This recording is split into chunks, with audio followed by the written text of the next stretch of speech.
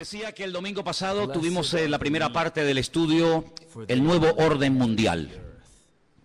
A lo largo de la historia dijimos el domingo pasado que el mundo ha conocido muchos sistemas, muchas formas de gobierno, dictaduras, monarquías, teocracia, etc.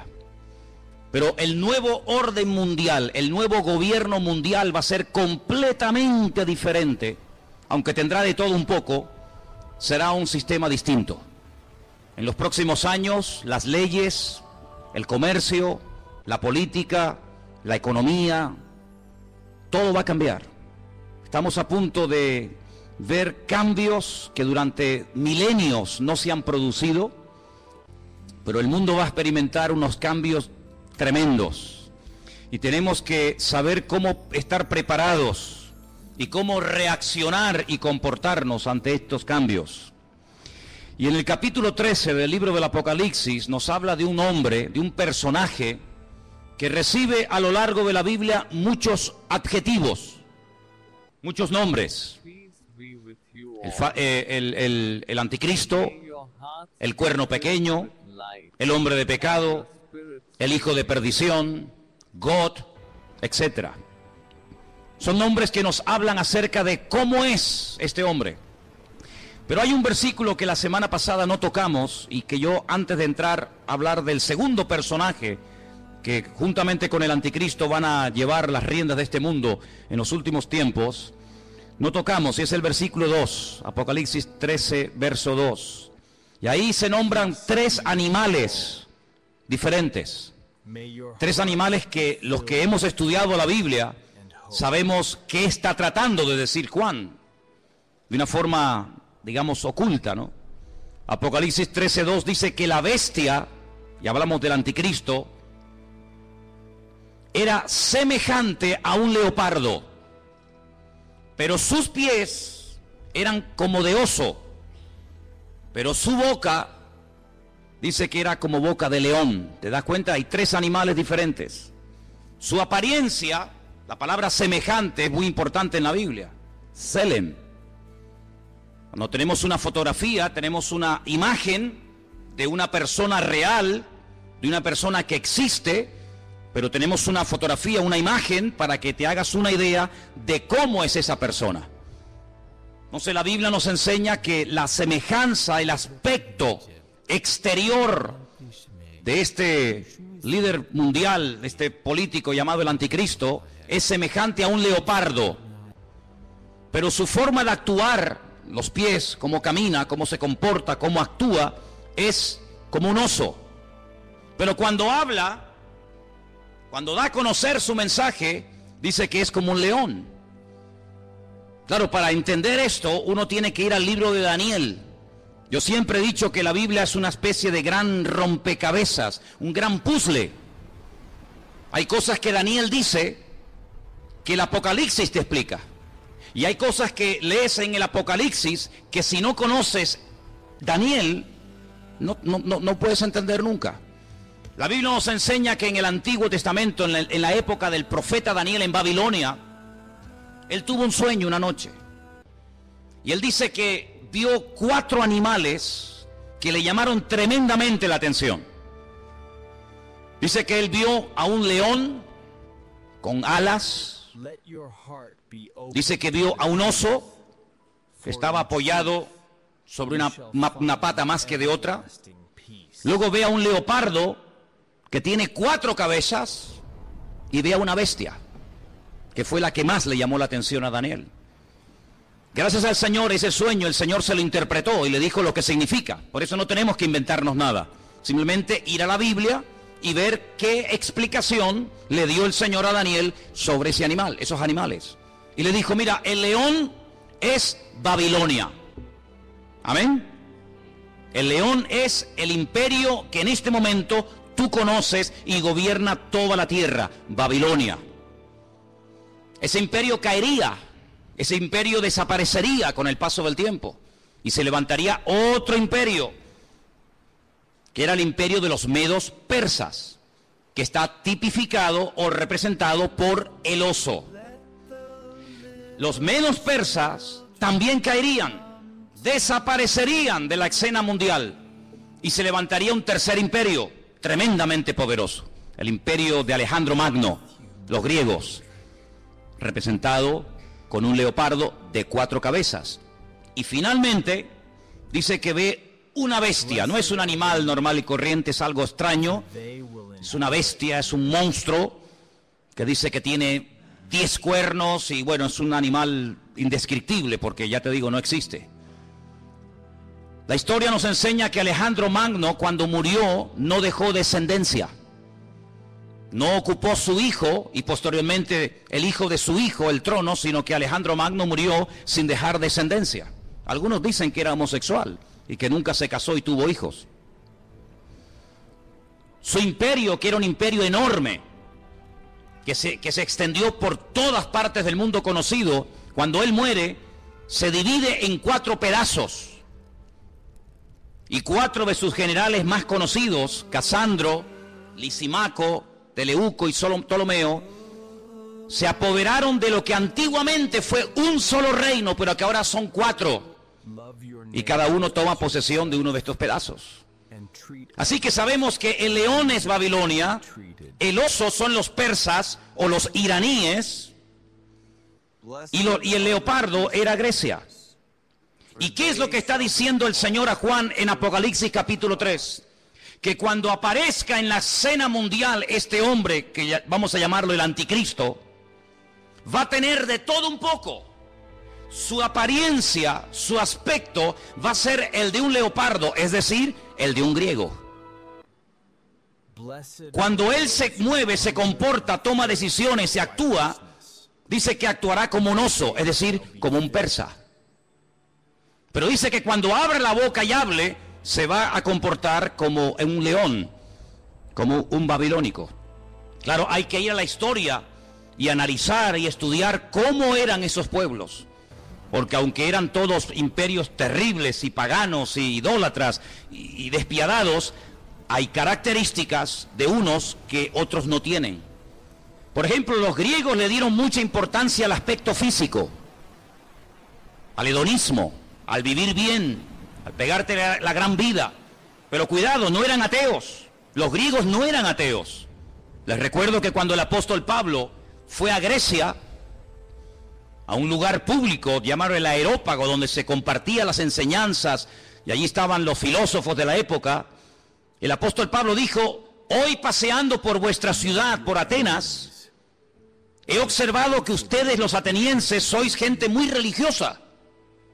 No eran ateos, pero eran religiosos.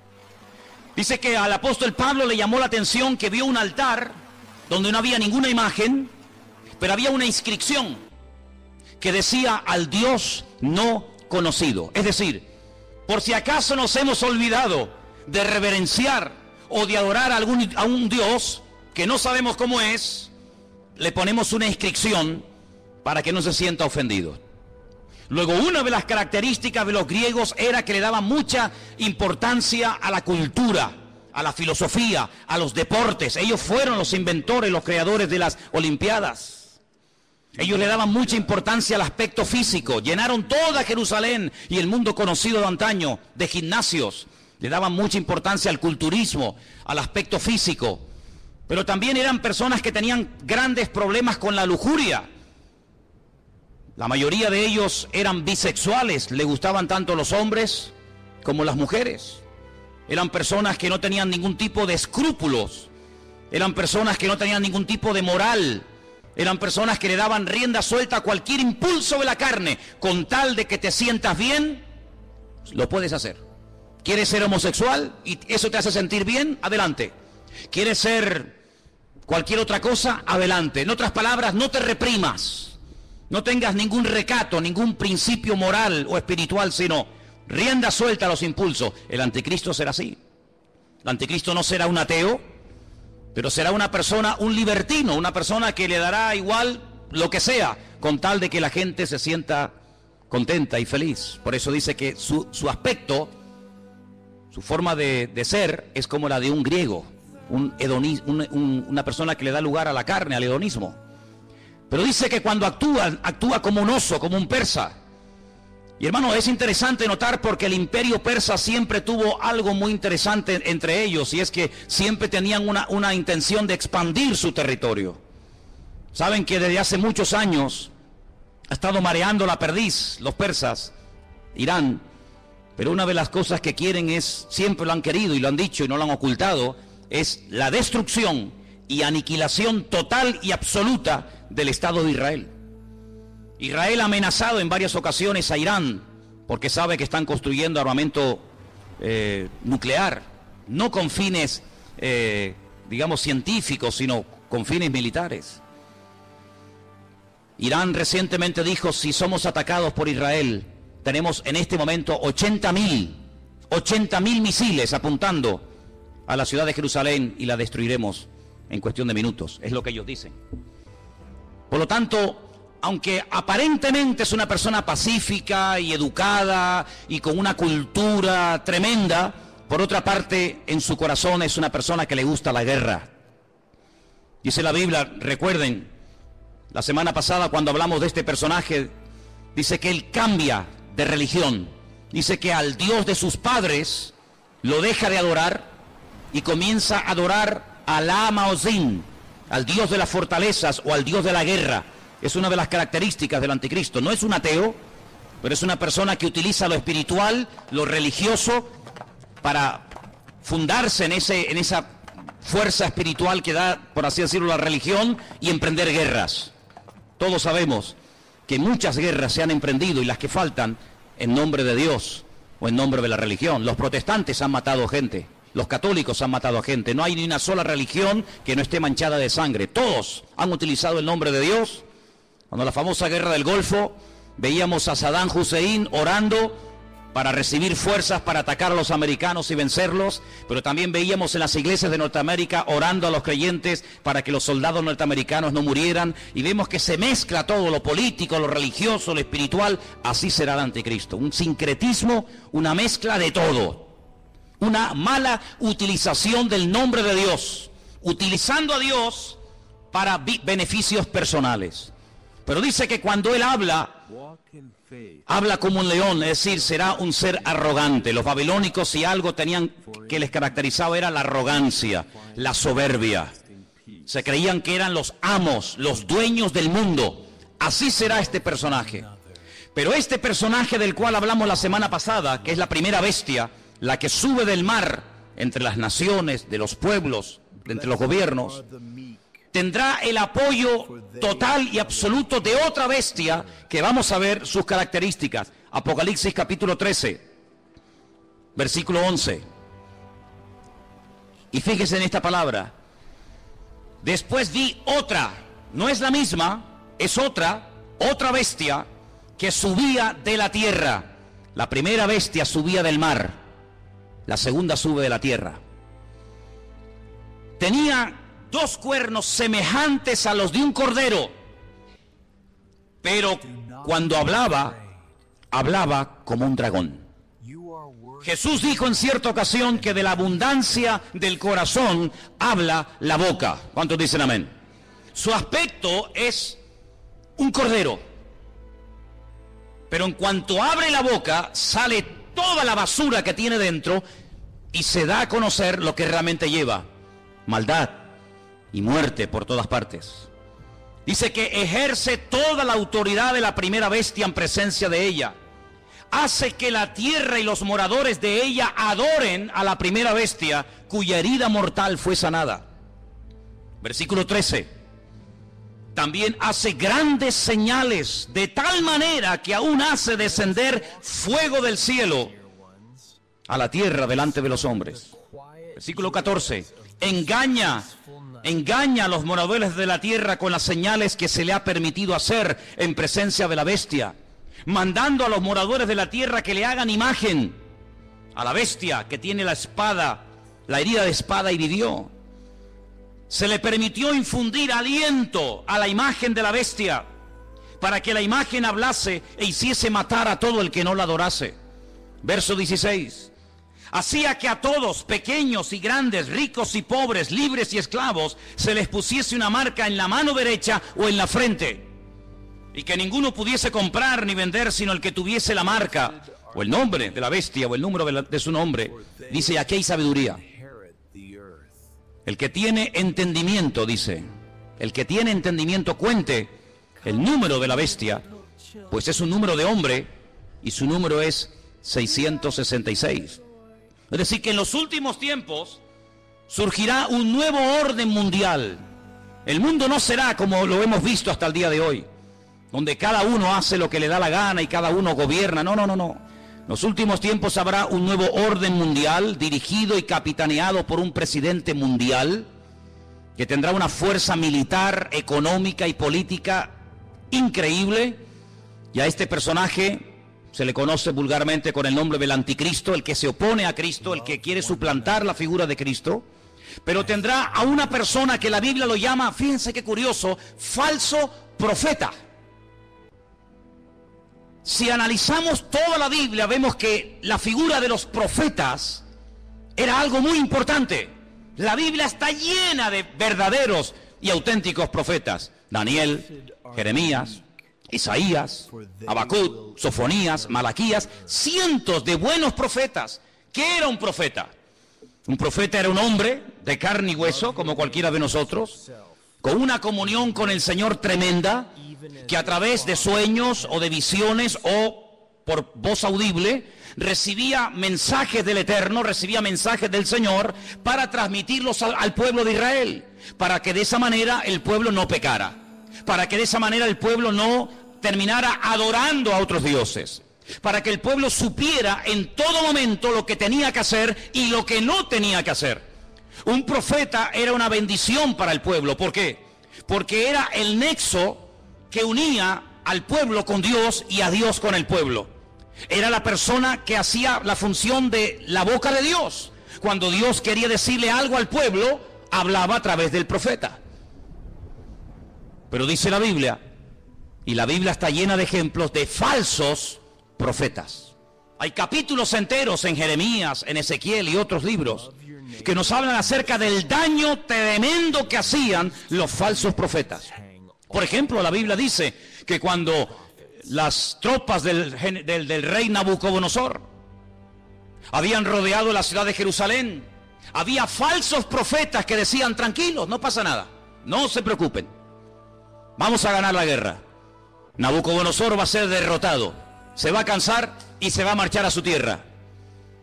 Vienen tiempos de paz, vienen tiempos de abundancia, vienen tiempos de prosperidad. Pero había uno llamado Jeremías, que era el verdadero profeta, y decía, no les crean, les están mintiendo, es mentira, no viene paz, viene guerra. El enemigo no se va a ir, nos va a destruir, nos va a destruir la ciudad, nos va a quemar el templo, va a matar a nuestros jóvenes. Siempre hubieron falsos profetas que engañaban al pueblo. Siempre había falsos profetas que venían supuestamente en nombre de Dios. Y la gente, lógicamente, en muchas ocasiones le hacía más caso y prestaba más atención a los falsos profetas que a los verdaderos profetas. ¿Por qué? Porque el falso profeta decía lo que el pueblo quería oír. El verdadero profeta muchas veces iba en contra de la voluntad del pueblo. Por eso a la mayoría de los profetas los terminaban matando. ¿No dijo el Señor, Jerusalén, Jerusalén, que matas a los profetas y apedreas a los que yo te envío? ¿Cuántas veces quise juntar a mis hijos como la gallina junta sus polluelos y no quisisteis? La ciudad de Jerusalén pasó a la historia como una ciudad que mataba a los profetas, porque los profetas confrontaban, los profetas hablaban claro, los profetas no eran aplaudidos, eran gente odiada, era gente que muchas veces tenía que vivir totalmente dependiendo del Señor, porque los querían matar, los querían torturar y querían taparles la boca a cualquier precio. Y curiosamente dice la Biblia que el anticristo tendrá el apoyo incondicional de un hombre que no va a ser un político. Recuerda eso, el falso profeta no será un político, será una persona que se encargará fundamentalmente de 4 cosas. Primera, lo hemos leído, versículo 12. Hará todo lo posible para que todas las naciones de la tierra reconozcan la autoridad y se sometan a la autoridad del anticristo. Es decir, no atrae la gente hacia sí mismo, sino que atrae la gente hacia el anticristo. Es decir, será el relaciones públicas del anticristo, el que le hará la publicidad, la propaganda, el que irá por los platós de televisión, por las emisoras de radio, el que dará todo tipo de ruedas de prensa y de respuestas a las naciones, presentando a este hombre como la alternativa real y genuina que el mundo necesita. Les puedo asegurar que será conocido en todas partes de la tierra. Un hombre carismático, un hombre que sabrá llevarse bien con los árabes, con los judíos, con los musulmanes, con los católicos, con los evangélicos, con los ateos, con todo el mundo. Un hombre con un don de palabra extraordinario y un hombre que lo que pretende es desviar la atención de la gente hacia el Dios vivo y verdadero y llevarlos a la ruina, diciéndole a la gente: este hombre es lo que el mundo necesita. Este hombre es el que va a solucionar los problemas de la crisis, del paro, los problemas económicos, los problemas entre palestinos y judíos. Este lo va a solucionar todo. Primera función del falso profeta. Segunda, versículo 13. También hará grandes señales. La Biblia no dice qué tipo de señales hará, pero curiosamente menciona una que es tremendamente poderosa. Y dice que hará descender fuego del cielo a la tierra delante de los hombres. Solamente hubo un hombre en toda la historia de la humanidad que en un momento oró y cayó fuego del cielo, demostrando que el Dios que él adoraba y honraba era el verdadero Dios, y era el profeta Elías. En el monte Carmelo dice la Biblia que allí hubo una confrontación del mundo de las tinieblas contra el mundo espiritual, contra el mundo del Señor. Y el profeta Elías dijo: la respuesta no tiene que ser a través de un sueño, la respuesta no será a través de una visión, a través de un ángel, sino la respuesta tiene que ser algo contundente y visible a kilómetros. Y allí en lo alto de ese monte en el que hemos estado en cantidad de ocasiones, desde donde tiene una perspectiva de una zona geográfica muy grande de Israel, allí él oró y dice que descendió fuego del cielo y 400 profetas falsos de Baal fueron degollados en aquel día. Nunca más nadie ha hecho eso. Bueno, perdón, una vez unos hermanos en el Nuevo Testamento, cuando fueron a entrar a una ciudad a evangelizarla, a hablar del Señor, y no los quisieron oír, le dijeron al Señor: Señor, ¿nos das permiso para que oremos y caiga fuego del cielo y los destruya a todos? Y el Señor les dijo: no, queridos, yo no he venido a eso. Monarjes, hijos del trueno, no les dio autorización para que oraran, para que cayera fuego del cielo.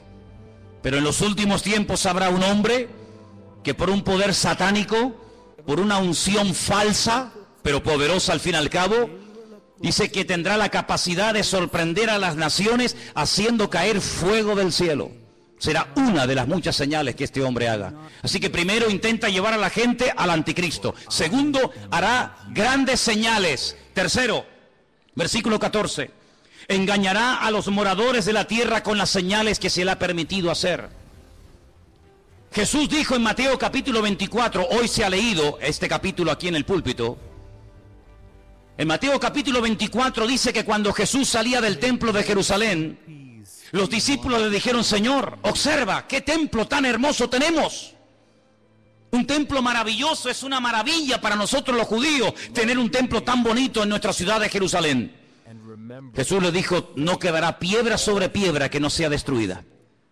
Cuando ellos cruzan el torrente de Cedrón y se van al monte de los olivos, allí 4 de sus discípulos, 4 solamente, le dicen: Señor, ¿cómo? ¿Cuándo? ¿Cómo que va a ser nuestro templo destruido? Dinos, ¿qué señal habrá de tu venida y del fin del siglo? Y el Señor les da un mensaje tremendo que les animo a que lo vuelvan a leer en casa. Mateo 24, también lo tienen en Lucas 21.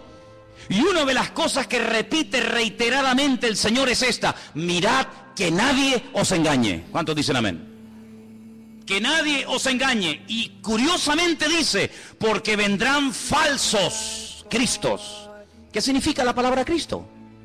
Tanto que la utilizamos los cristianos, tenemos que saber lo que significa, ¿no? Viene de la palabra hebrea Mashiach, que significa ungido. Vendrán muchos falsos ungidos. Eso es lo que está diciendo. No solamente personas que dirán: que yo soy el Mesías, sino vendrán vividores, farsantes, Personas que utilizando el púlpito de las congregaciones, personas que utilizando medios de comunicación como la radio, la televisión, etcétera, engañarán a muchísimas personas utilizando tal vez la manipulación, utilizando tal vez los problemas físicos, emocionales o espirituales de la gente. Dice, y a muchos engañarán. Pero el Señor dice, mirad que nadie os engañe, porque no solamente vendrán falsos ungidos, sino también dice falsos profetas. ¿Qué es un profeta? Un profeta es un predicador, ¿sí o no? Es uno que predica, es uno que proclama un mensaje, en este caso un mensaje bíblico, un mensaje de Dios. Dice, pues vendrán falsos predicadores. Y usted dice, pero hermano, ¿sabes lo que estás diciendo? Totalmente. Y ya han comenzado a proliferar por todas partes del mundo. Falsos predicadores, falsos evangelistas, falsos maestros, falsos profetas, que incluso a veces con milagros o con señales llegan a seducir y a engañar a la gente. Y no es algo nuevo, lo estamos viendo de hace 10 años a esta parte, en todas partes del mundo. Pero en los últimos tiempos habrá una persona que será el máximo exponente del engaño y de la mentira, que la Biblia lo llama el falso profeta. ¿Y qué podemos hacer los cristianos? ¿Tenemos la obligación de creer todo lo que los pastores dicen? ¿Tenemos la obligación de creer todo lo que la gente predica en un púlpito? Rotundamente no. La Biblia nos enseña que cuando una persona proclama el evangelio, y más cuando una persona se llama o se autodenomina profeta, la congregación, la audiencia, el pueblo que escucha el mensaje, tiene que filtrar, tiene que analizar, tiene que escudriñar si lo que este hombre está diciendo es palabra de Dios o es falso. No se puede decir amén a cualquier enseñanza, hermanos. Yo soy vuestro pastor hace 14 años en esta iglesia. Pero el día que yo me aparte del evangelio, el día que yo me aparte de la verdad, el día que yo les enseñe algo falso, no me crean, no vengan más a este lugar. Porque la Biblia nos enseña que la oveja tiene la obligación de rumiar la comida antes de tragársela. ¿No hablamos hace poco de una de las características de las ovejas? ¿Sí o no? ¿Y cuál es una de las características de la oveja? Que es un animal rumiante. ¿Y qué es un rumiante? Un animal que primero mastica, mueve la comida, la saborea, la prueba, y luego después de haberla masticado bien, se la traga. Y esa es una de las características que tenía que tener un animal limpio para poder ser ingerido. El Señor dijo que tenga pezuña y que sea rumiante. Y el Señor quiere que tú seas, permíteme la palabra, un rumiante. Una persona que diga, un momento, te he oído, he prestado atención, he tomado buena nota. Perfecto. Déjame analizar a través de las Escrituras si lo que tú hoy nos has enseñado, si la palabra que nos has traído es bíblica o es mentira y es falsa. Dice la Biblia que cuando Pablo fue a la ciudad de Berea, ¿os acordáis? Dice que los judíos de la ciudad de Berea escucharon a Pablo durante varias semanas, durante varios días de reposo en la sinagoga, compartir la palabra. Pero dice que eran gente más noble que los de Tesalónica. ¿Por qué dice la Biblia que los judíos de Berea eran diferentes a los judíos de Tesalónica? Dice, porque ellos comprobaban cada día en las Escrituras si las enseñanzas que el apóstol Pablo le daba a la congregación eran palabra de Dios o no eran palabra de Dios. ¿Cuántos dicen amén?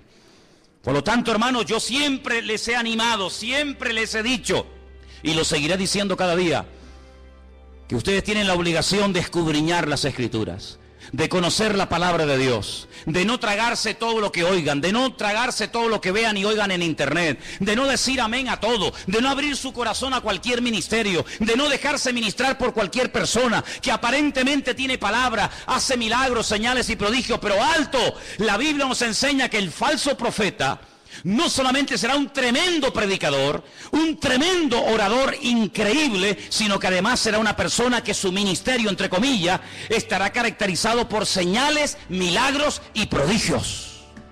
¿Qué te parece? Pero ¿sabe qué? En el versículo 13 dice que este hombre hará grandes señales, grandes señales. Usted tiene que prestar atención a esas señales. ¿Por qué? Porque no toda señal es evidencia de que le está dando gloria y honra al Señor y que esa unción viene de parte del Señor si no sabe Dios de dónde viene. El falso profeta se diferencia del anticristo en tres cosas muy importantes. Primero, su procedencia es diferente. El mundo de la política produce, permítame la expresión, la política produce, es el terreno donde se levanta el anticristo. El falso profeta no se levanta del mundo de la política. El falso profeta se mueve en el terreno religioso, en el terreno espiritual. ¿Se han dado cuenta que en los últimos años ha habido muchos intentos por tener una religión? Lo intentó la New Age, la nueva era, lo ha intentado el Vaticano en múltiples ocasiones con las famosas reuniones ecuménicas. Los Bahá'í ya propusieron hace muchos años haber una religión mundial, porque fíjense qué curioso, este continente en el que vivimos, el continente europeo, en 2 ocasiones se ha enfrentado a muerte un país contra otro. ¿Sí o no? Primera Guerra Mundial, Segunda Guerra Mundial, unos contra otros, millones de muertos, ciudades arrasadas completamente, familias destruidas. Europa quedó totalmente en ruinas, pero eso ya pasó a la historia. Antes los que se peleaban, ahora son amigos, ahora comen juntos, ahora hacen negocios juntos, ahora se venden los productos unos a otros. Luego ya no estamos en un tiempo de guerra en Europa, estamos entre comillas en un tiempo de paz. Ya no nos peleamos unos contra otros, ¿ve? Porque en una guerra todos pierden. Ahora nos unimos en una unidad política y económica, y donde tenemos todos en común una misma moneda. ¿Sí o no? Usted puede viajar por Europa, por muchos países, y no tiene que cambiar en un país la moneda, en otro la otra, sino que con una misma moneda se puede mover. Ya no hay fronteras. ¿Se acuerdan cuando viajamos por Europa? Ya no hay fronteras. Puedes pasar de un país a otro prácticamente ya. A cualquier hora puedes pasar de un país a otro. Pero falta una unidad. Sí, hay una unidad militar, hay una unidad política, hay una unidad económica, pero no hay una unidad espiritual. El anticristo, a través del falso profeta, una de las cosas que tratará de mover en el mundo es que la gente llegue a la conclusión de que no es bueno que haya tantas religiones, sino que lo mejor es que haya una religión donde todos se sientan a gusto. Ya hace años están tratando de crear el Crislam. El Crislam, quieren unir el Islam con el cristianismo. En muchas congregaciones evangélicas, ya la palabra Jehová o la palabra Yahvé o la palabra el Eterno o la palabra Dios ha desaparecido. Ya hay una nueva versión circulando de la Biblia en muchas iglesias evangélicas del mundo donde aparece la palabra Alá. En el principio creó Alá los cielos y la tierra. Alá lo que estamos diciendo. En otras palabras, para llevarnos bien, quitemos la palabra Dios, pongamos la palabra Alá. Hay muchas Biblias donde han quitado la palabra sangre. Es increíble cómo puede haber instituciones evangélicas que han quitado la palabra sangre de la Biblia, porque es una palabra que no es una palabra que choca, o es una palabra muy fuerte. Amados hermanos, vienen tiempos de cambios como ustedes no se pueden ni imaginar.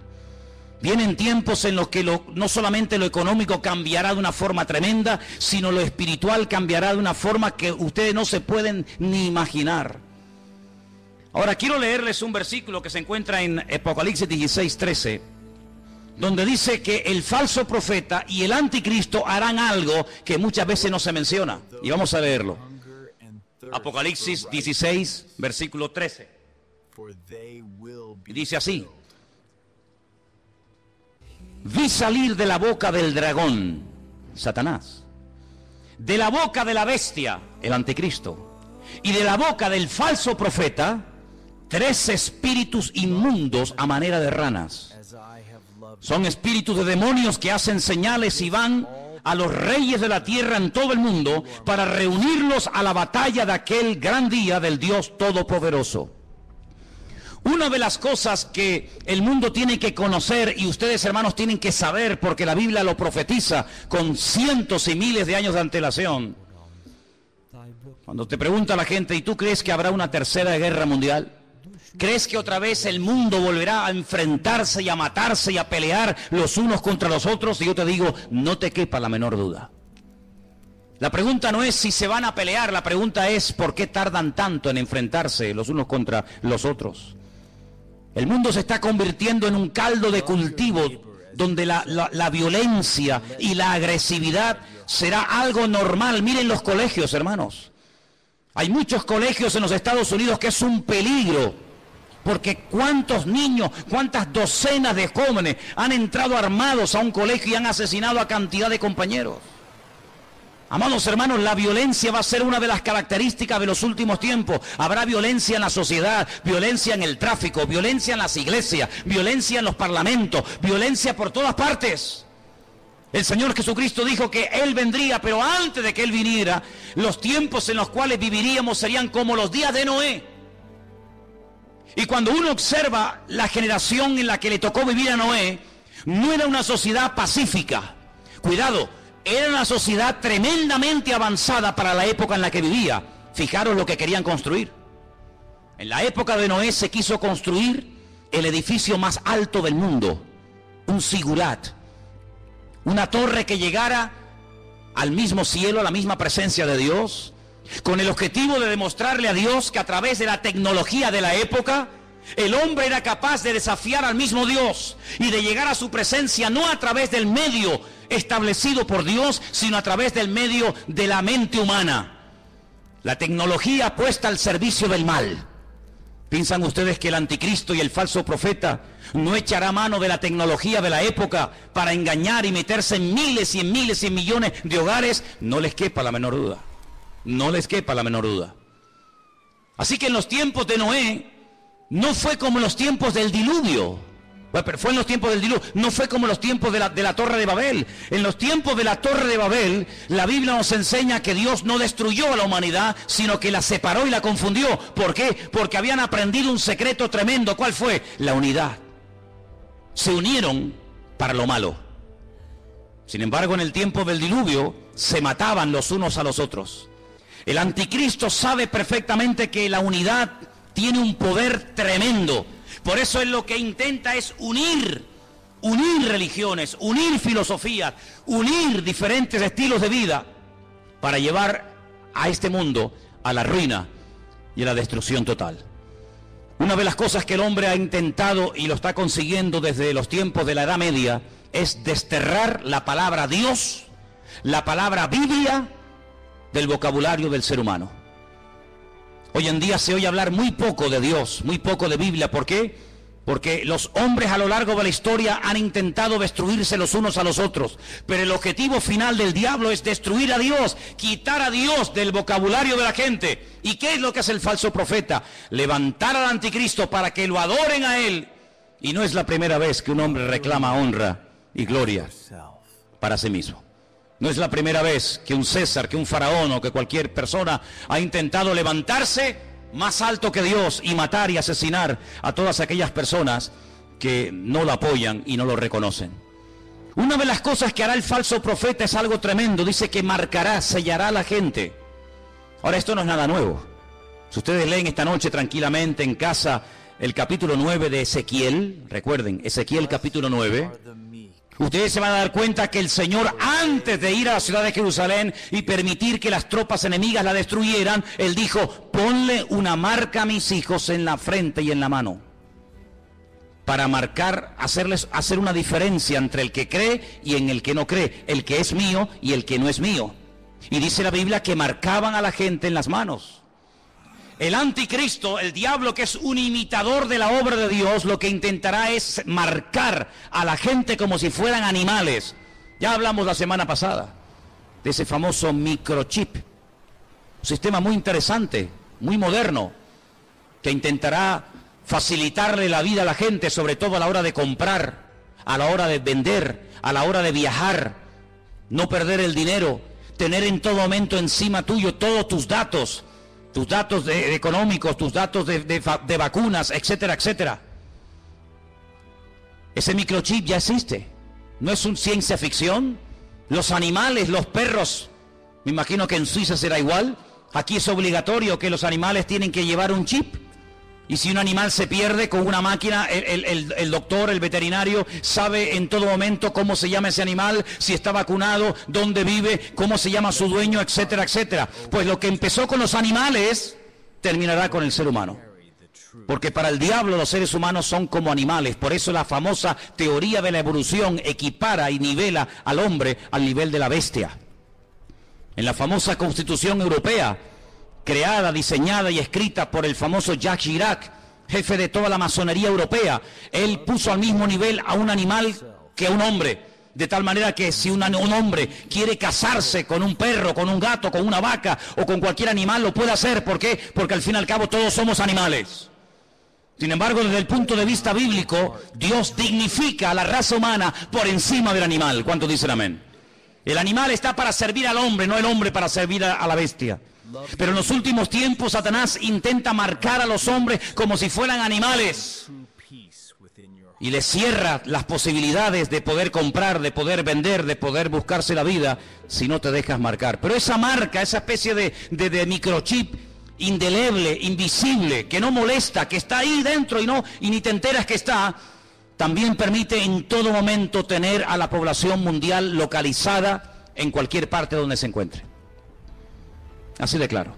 Dice que este microchip está alimentado por una pequeña pila de litio, de tal manera que si la persona en un momento determinado decide quitárselo y lo toca y lo abre, se envenena la sangre por esa sustancia. Pero en todo momento esa persona está localizada y ya en muchos lugares, gente multimillonaria y personas importantes se están poniendo esa especie de marca de microchip interno en su piel. ¿Para qué? Para estar localizados en caso de que sean secuestrados y que en cualquier momento los puedan localizar. Sí, suena como ciencia ficción, ¿verdad? Suena como algo de Steven Spielberg, ¿no? Suena como algo que tú dices, pero esto es una cosa increíble. Vuelvo a hacerles la pregunta que les hice el domingo pasado.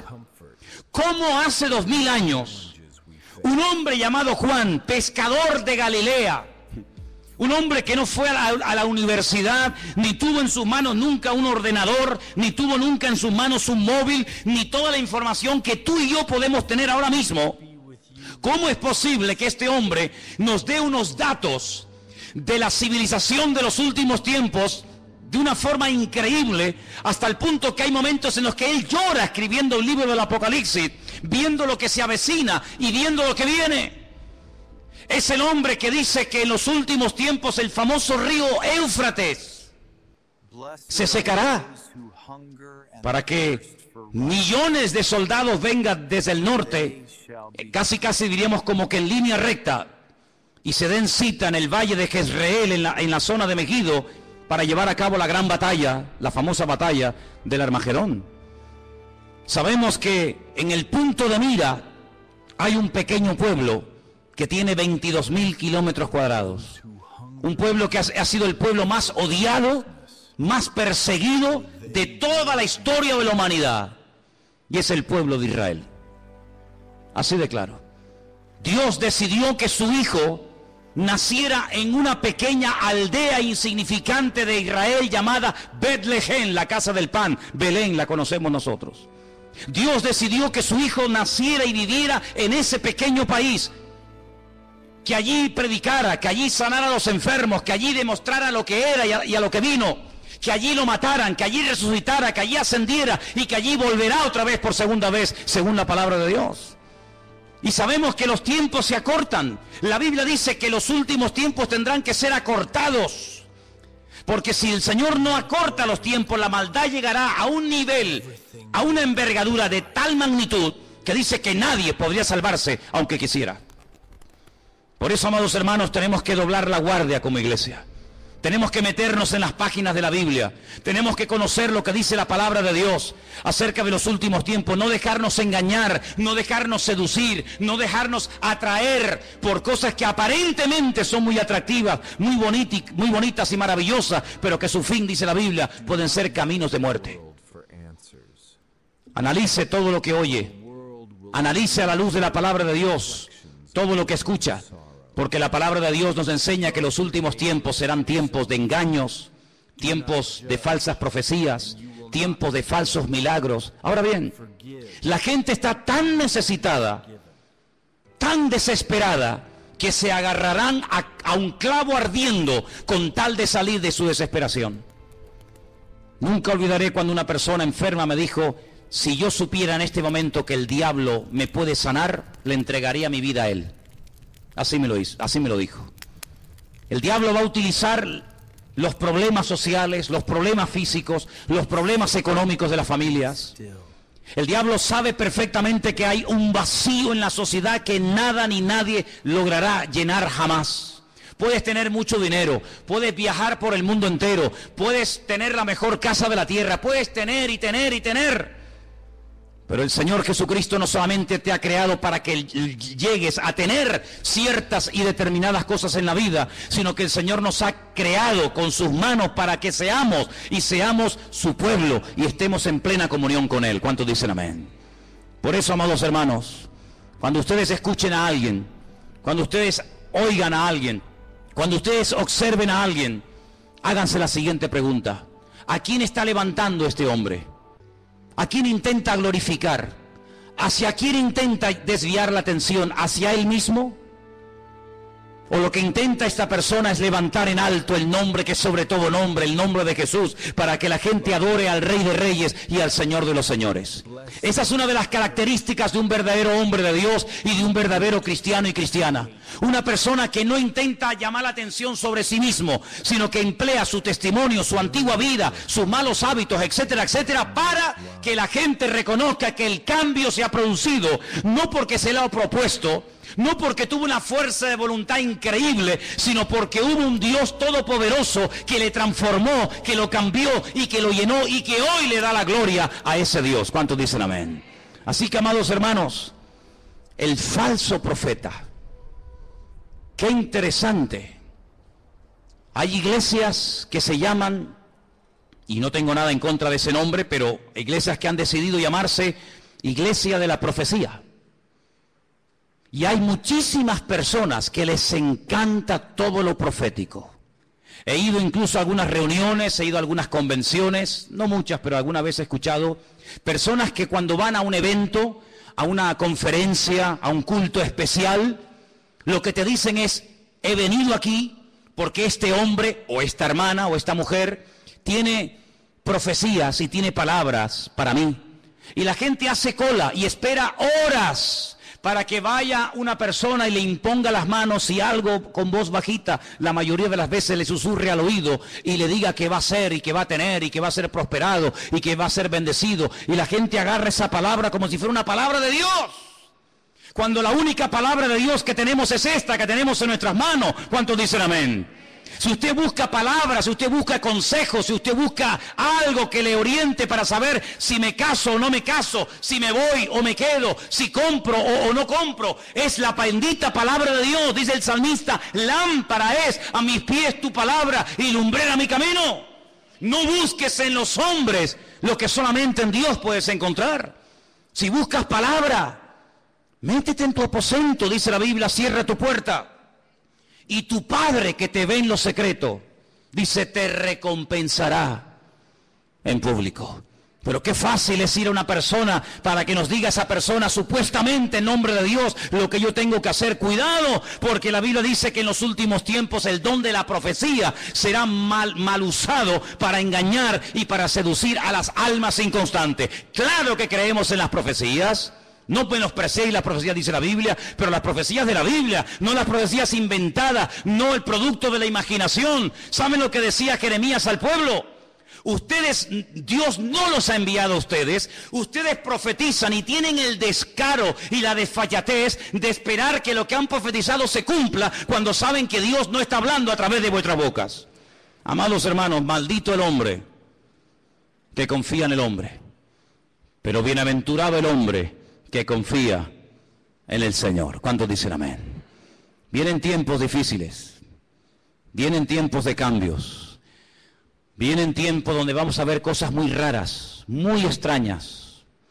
Ya hay iglesias en el mundo para homosexuales, no sé si lo sabían. Iglesias evangélicas gay, ya están por el mundo, por todas partes. Iglesias donde ya no se habla de la sangre de Cristo ni la muerte del Señor. Iglesias donde todo vale. Iglesias donde te puedes casar, separar, divorciar, estar con este, estar con la otra, estar con él, ahora me caso, ahora me divorcio y no pasa nada. Dios es un Dios de amor. Vamos a ver cosas muy extrañas en los últimos tiempos. Pero recuerda algo, Dios es santo y quiere que tú y yo también seamos santos. Huye de todo lugar donde te lo pongan fácil. Escúchame bien. Huye de todo lugar donde te lo pongan fácil para que no te ofendas. Lo políticamente correcto, sabes que es una expresión que se usa mucho hoy en día, ¿no? Lo políticamente correcto, no lo digas tan duro para que no se ofendan, no lo digas tan contundente para que no... Huye de los lugares donde todo te lo ponen bonito y fácil. El Señor no viene a agradarnos los oídos, sin confrontación no hay cambio. Y la palabra de Dios viene para sacudirnos y para que le busquemos a Él en espíritu y en verdad. Y si el Señor tiene que sacudirnos en esta tarde y romper esquemas religiosos de nuestra vida, y si tiene que abrirnos nuestros ojos a una realidad que viene, nos guste o no, pues bendito sea el Señor. Pero la iglesia en esta hora tiene que dar la talla.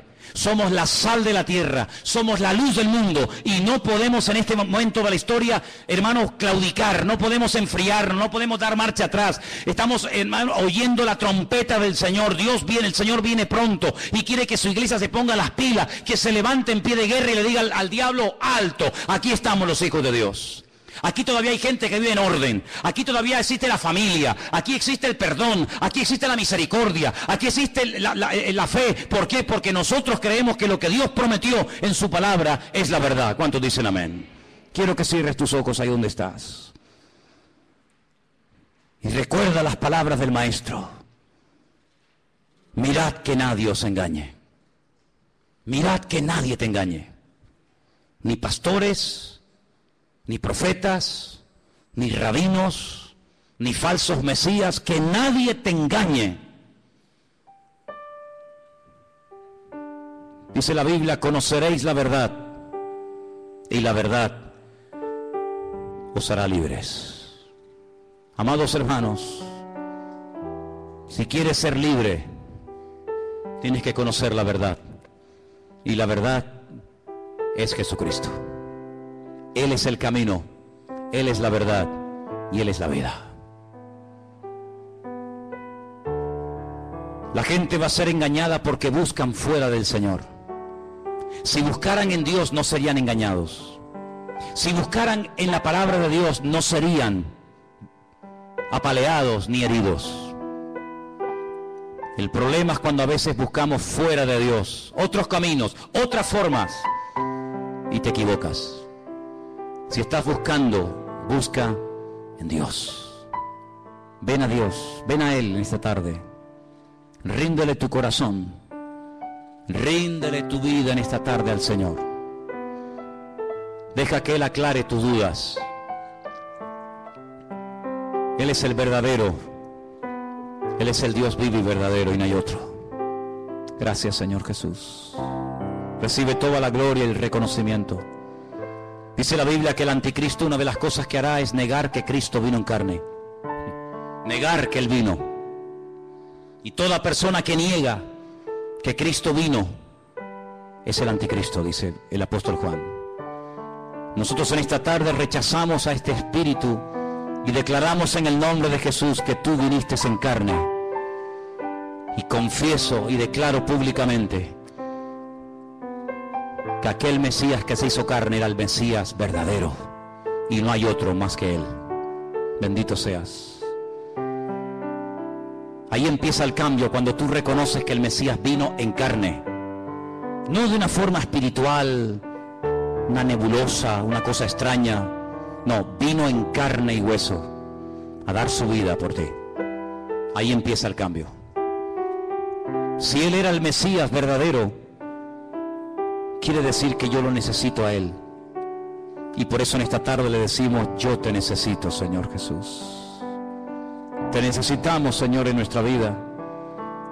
Los que somos padres, las madres, los creyentes, tus hijos te necesitan hoy más que nunca, Señor. En este tiempo de engaño, en este tiempo de tantos cambios y de tanta agresividad, nosotros te decimos: tú eres nuestra paz. Tú eres nuestra calma en medio de la tormenta, Señor Jesús. Recibe la gloria, Dios mío. Recibe la honra, mi Señor. Aleluya. Si en esta tarde entre nosotros hay alguien que nunca le ha entregado su vida al Señor, yo te animo a que lo hagas hoy. Te animo a que ahí donde estás le digas: Señor, yo me entrego a ti. Yo quiero conocerte, Jesús. Yo no te ofrezco una religión. El Señor no es religión, el Señor es una relación personal. Ahí donde estás, entrégale su vida a Jesús. Pídale perdón a Dios. Dile: perdón, Señor, perdóname. Limpia mis pecados. La iglesia no es un club donde venimos a pasar un domingo entretenidos. La iglesia no es un lugar donde venimos a conocer gente nueva, gente agradable y simpática, no. La iglesia es un hospital donde el alma, Dios la sana, donde el hombre puede comenzar a cambiar y vivir una vida nueva. La iglesia es un centro de entrenamiento donde nuestros pensamientos, nuestra filosofía de vida cambia para vivir según el diseño y el propósito de Dios para mi vida, donde yo muero y Él vive. Eso es la iglesia. No es un club, es un lugar donde cambiamos por dentro y por fuera.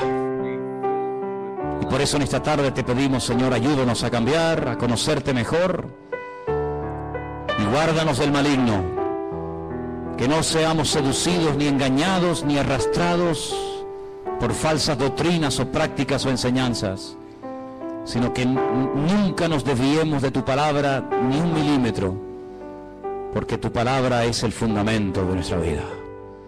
Gracias, Señor, porque tu palabra un día llegó a nuestra vida y ahora estamos edificando nuestra existencia sobre la roca, sobre Cristo Jesús nuestro Señor.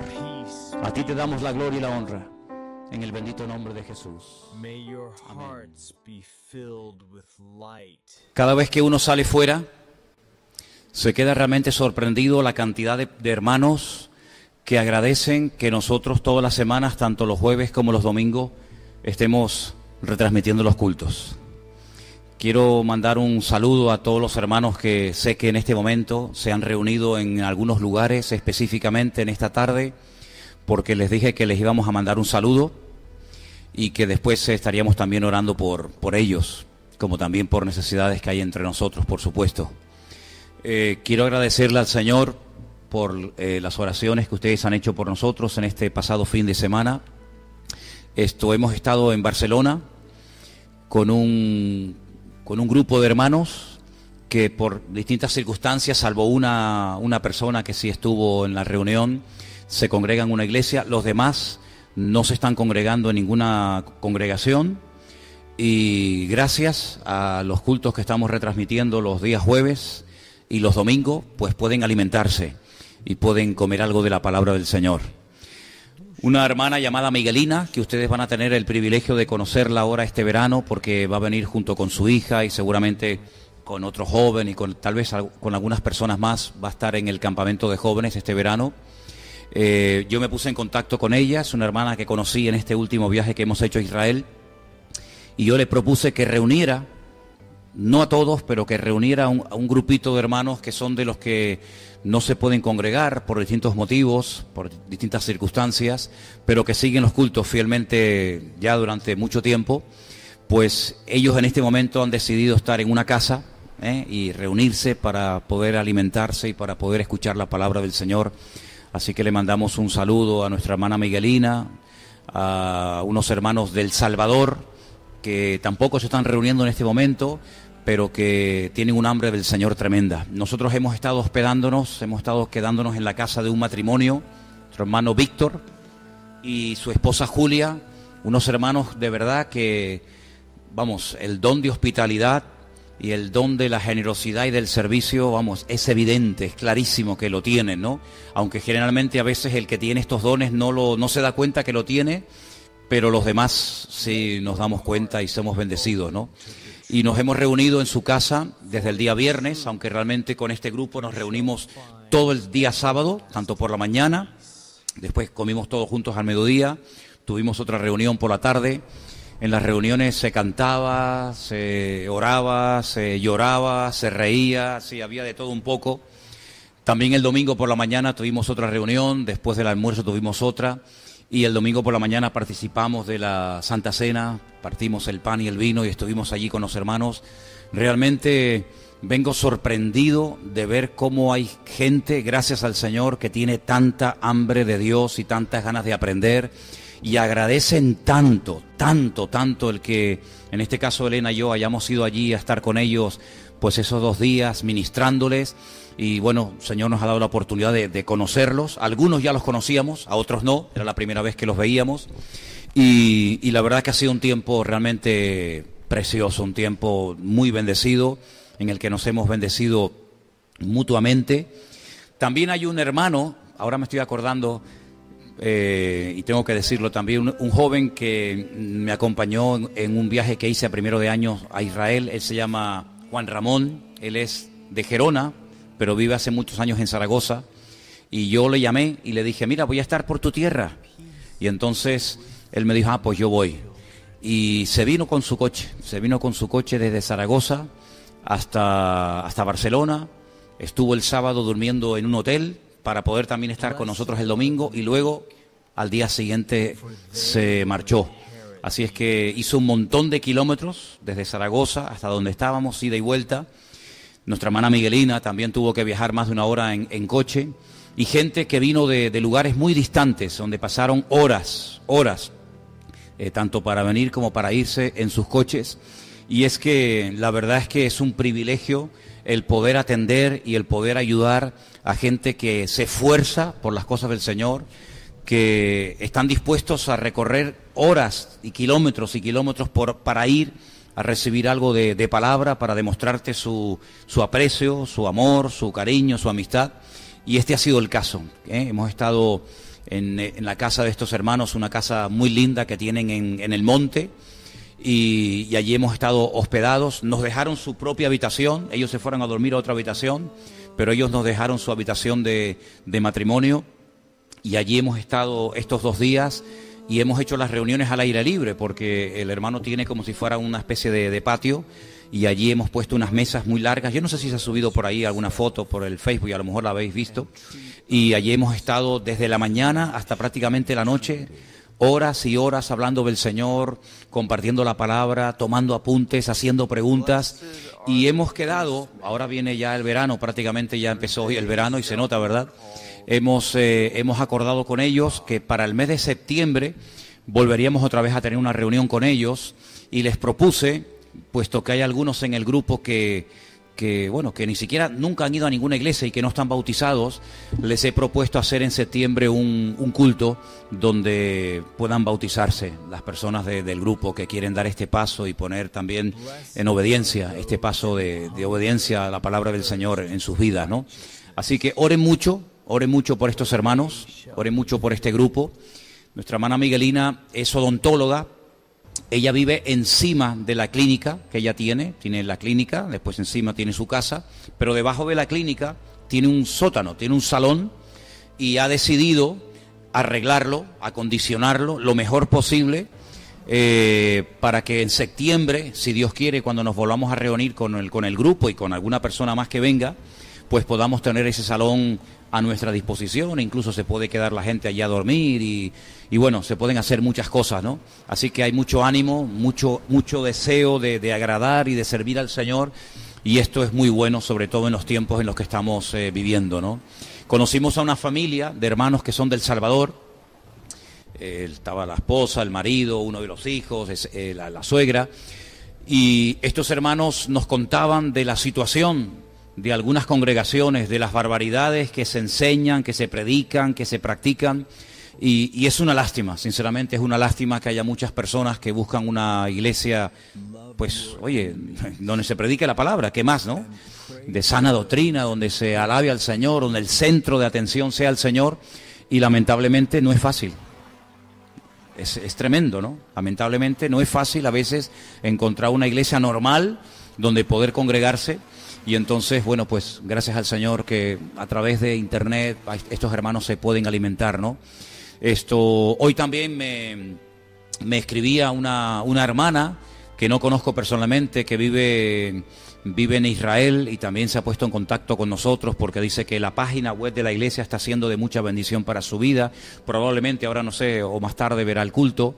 También me escribía otro hermano desde México esta tarde, del estado de Chiapas. Ustedes saben que los cristianos han sido muy perseguidos en ese estado de México, incluso han quemado iglesias, han matado a creyentes, a pastores incluso en el estado de Chiapas, y tenemos muchísima gente que nos oyen y nos siguen desde ese estado y desde otros lugares de México.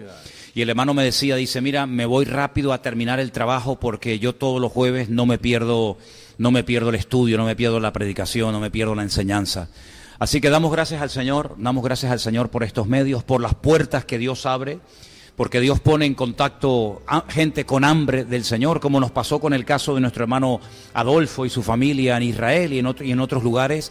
Así que yo pido que por favor oremos, aunque ustedes no conocen a estos hermanos, yo espero y haremos todo lo posible para ver si poco a poco se van conociendo, ellos van viniendo para acá o algunos de ustedes me acompañan de vez en cuando, para que mutuamente entendamos y le demos gracias al Señor por las bendiciones que el Señor nos ha dado, porque somos realmente cristianos privilegiados. Yo lo siento así. ¿Usted también, hermano?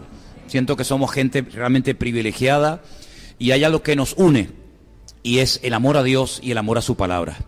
En este grupo una de las cosas que se hace, nuestra hermana Miguelina lo hace en su clínica y Víctor y otros hermanos, es regalar continuamente Biblias a la gente. Eso es una cosa que me ha llamado mucho la atención. Constantemente están comprando y comprando Biblias y siempre tienen un montón de Biblias para regalar a la gente nueva. Y mucha gente, hermanos, mucha gente ha llegado a aceptar y a conocer al Señor leyendo la Biblia. Así es que damos gracias al Señor de que todavía se pueden conseguir Biblias a muy bajo precio.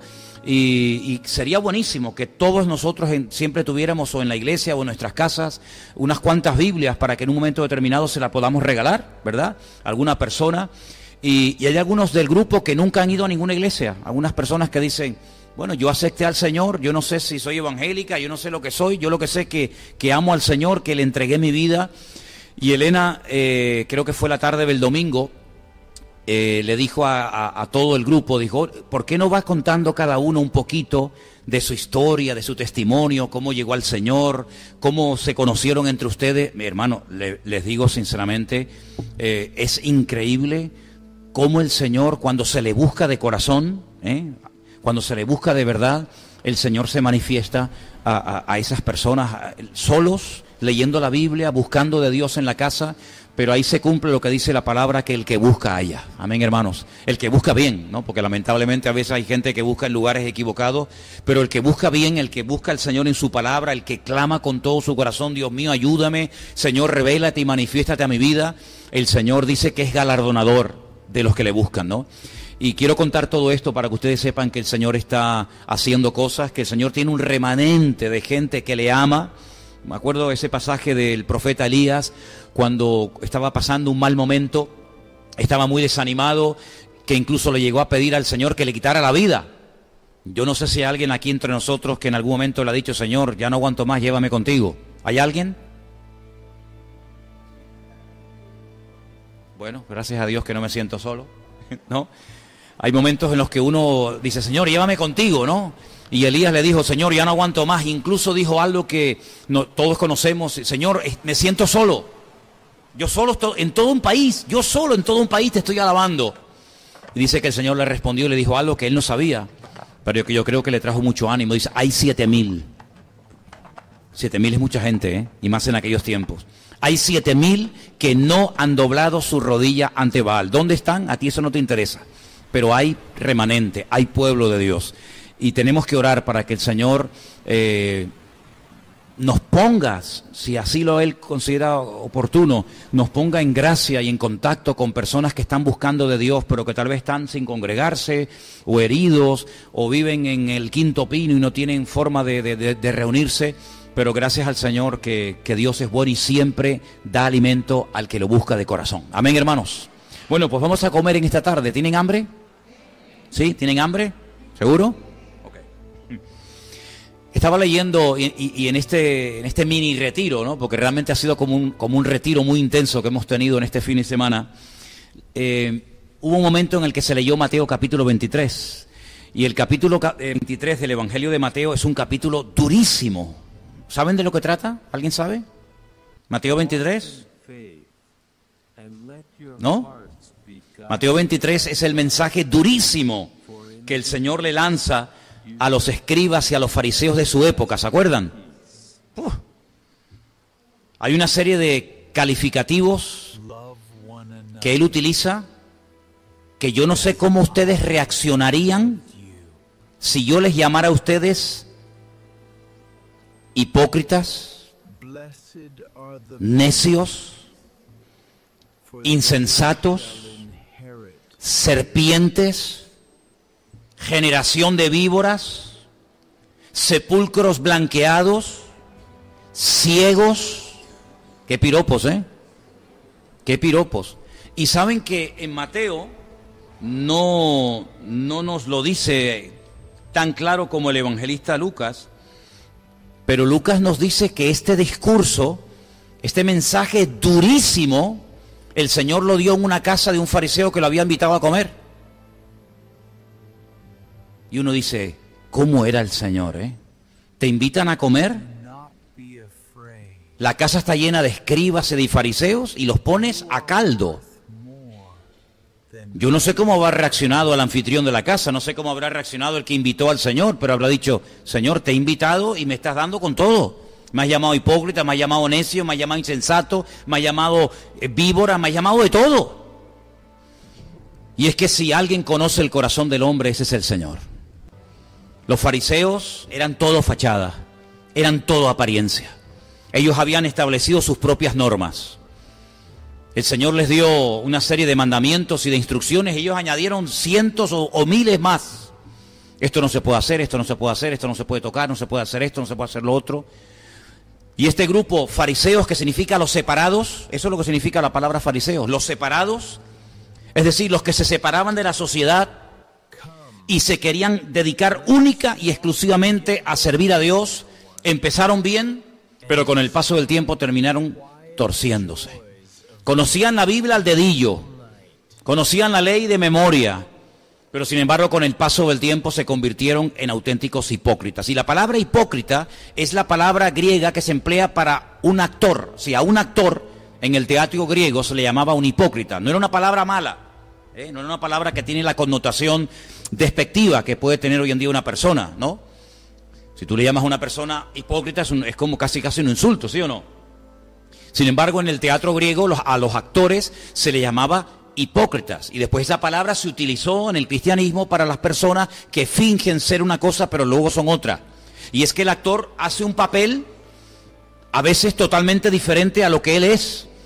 Un actor puede hacer de delincuente y puede ser una persona honesta en su vida privada. Un actor puede hacer de ladrón, un actor puede hacer de criminal, un actor puede hacer papeles que no tienen nada que ver con lo que él o ella es verdaderamente en el fondo.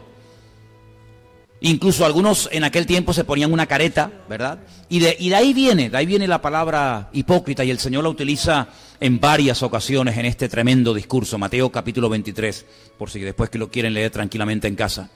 Pero hay un momento, aunque ahora después volveremos al capítulo 23, hay un momento cuando el Señor termina el discurso, lo que les tiene que decir a ellos, y hay un versículo en el capítulo 23 que yo quiero leer en esta tarde, es el 37. Mateo, por favor, Mateo capítulo 23, verso 37, ahí lo tenemos, pueden verlo si quieren en la pantalla, donde el Señor dice, Jerusalén, Jerusalén, que matas a los profetas y apedreas a los que te son enviados. ¿Cuántas veces quise juntar a tus hijos como la gallina junta a tus polluelos debajo de las alas y no quisiste? Ahí el Señor está expresando lo que Él quería hacer, pero que no se materializó, no porque no tuviera el poder de hacerlo, sino porque las condiciones de esa ciudad no se daban. ¿Cuántas veces quise? Si en varias ocasiones el Señor quiso hacer algo hermoso en la ciudad de Jerusalén, traer unidad, poner el ejemplo de la gallina, ¿no? Cuando junta a todos los pollitos para que no se le escape, ni ninguno sea presa de ningún ave, ni nada por el estilo. Dice, así es lo que yo quería hacer, yo quería juntarle, yo quería que hubiera unidad, yo quería que fuera una ciudad bendecida, yo quería hacer algo bonito que sorprendiera al mundo y que Jerusalén fuera un botón de muestra, un punto de referencia para todo el mundo. Pero no quisieron ustedes. Yo quería, pero ustedes no querían. Y por cuanto no habéis querido, he aquí, dice versículo 38, vuestra casa os es dejada desierta. Es decir, lo que podía haber sido no fue porque ustedes no quisieron que ocurriera. Y en los años venideros, en los próximos años, Jerusalén fue atacada, saqueada, destruida, el templo quemado, miles y miles de personas murieron. En fin, un auténtico desastre que se podía haber evitado si Jerusalén hubiera abierto los brazos de par en par al Señor y lo hubieran recibido y lo hubieran aceptado y hubieran creído en Él, etcétera, etcétera. Y esto me ha hecho a mí pensar que así como el Señor tiene planes tenía planes para Jerusalén y tiene planes para su pueblo y para las naciones y para las ciudades de la tierra, el Señor también para todos y cada uno de nosotros tiene planes y tiene proyectos y tiene una voluntad. Y dice que desde antes de la fundación del mundo ha preparado obras, ya están preparadas las obras desde antes de la fundación del mundo para que las descubramos y andemos en ellas. Pero mi pregunta en esta tarde es, ¿nuestra actitud va a ser la correcta para descubrir y discernir verdaderamente la voluntad de Dios y lo que Él realmente quiere hacer en nuestra vida? ¿O se nos va a perder vamos a perder la oportunidad de haber podido realizar cosas preciosas para el Señor? Porque Jerusalén tuvo su momento, Cuando el Señor entra triunfalmente en Jerusalén, saben ustedes bien, en aquel día montado en el pollino de asno, Él dijo: ay, si ustedes supieran lo que significa para vosotros este día, esta visita especial, el cumplimiento de este día, este tiempo profético. Pero la pregunta es, ¿por qué no se dieron cuenta de que ese día era su oportunidad? Porque yo veo en el Antiguo Testamento que cuando un profeta llamado Jonás fue a la ciudad de Nínive y les advierte del peligro y les dice que en un margen de tan solo 40 días, la ciudad puede llegar a ser destruida. Ellos reaccionaron y se arrepintieron. Y la ciudad de Nínive, por lo menos en la época, en la generación de Jonás, no fue destruido. El Señor les dice, la ciudad de Nínive, si no hay un cambio, dentro de 40 días la arraso. Y ellos sabían perfectamente que Dios, cuando decidía arrasar una ciudad, no quedaba piedra sobre piedra. Había pasado en el tiempo del diluvio, había pasado en el tiempo de Sodoma, había pasado en el tiempo de Gomorra. Luego la advertencia del profeta Jonás es muy fuerte. Pero ellos no reaccionaron como la ciudad de Jerusalén, que dejó entrar al Señor y perdió su oportunidad histórica, sino que ellos reaccionaron, se arrepintieron de verdad, desde el más grande hasta el más pequeño, se humillaron, buscaron al Señor, se arrepintieron, ayunaron, etcétera, y el Señor no arrasó a la ciudad de Nínive. ¿Por qué? Porque hubo un cambio, en este caso para bien. Hay una advertencia, reaccionan positivamente, la ciudad no es destruida. Jerusalén, entra el Señor, dice que la quiere bendecir, que la quiere unir, que la quiere prosperar, no hay un cambio positivo. Con el paso del tiempo Jerusalén fue destruida y durante mucho tiempo abandonada. ¿Os dais cuenta cómo no solamente en ciudades, sino que yo creo que también a nivel personal podemos perder grandes oportunidades en nuestra vida? Oportunidades que yo no tengo la garantía para decirles que vendrán en el futuro. No lo sé, no lo sé. No sé si habrá otra oportunidad, no sé si habrá otra ocasión en la que el Señor vendrá y tocará la puerta de tu corazón o llamará a otra persona, porque ninguno de nosotros somos imprescindibles en el reino. Amén, hermanos. Ninguno de nosotros somos imprescindibles. Si tú no quieres, no te preocupes, que el Señor llamará a otro, aunque tú te vas a perder la bendición. Y la pregunta es, ¿cómo con tantos fariseos, miles de escribas y de fariseos religiosos, no uno, dos sumos sacerdotes, etcétera, etcétera, el centro religioso de Israel, cómo es posible que ni uno se diera cuenta de que ese día era un día crucial en la historia de Jerusalén? Es que ninguno se dio cuenta, es que nadie dijo, oye, que esto no es una visita casual, que es nuestro día, que es el momento en el que Él se está ofreciendo a nosotros y nosotros podemos aceptarlo como Mesías. Bueno, es que si leemos detenidamente el capítulo 23 de Mateo, Una de las cosas que el Señor le dice a los fariseos es que eran ciegos, guías de ciegos sois todos vosotros, que ni entráis ni dejáis entrar a los que están entrando. Los llama ciegos. Y es que no hay nada peor que ser ciego, espiritualmente hablando. Ser ciego tiene que ser terrible. Y sobre todo para el que una época en su vida en la que pudo ver. Pero yo creo que no hay peor tragedia que ser un cristiano ciego, que no se entera lo que el Señor está diciendo, que no se entera, que no discierne, que no se percata de lo que el Señor quiere hacer en su tiempo o con su vida. Eso es terrible, eso es terrible.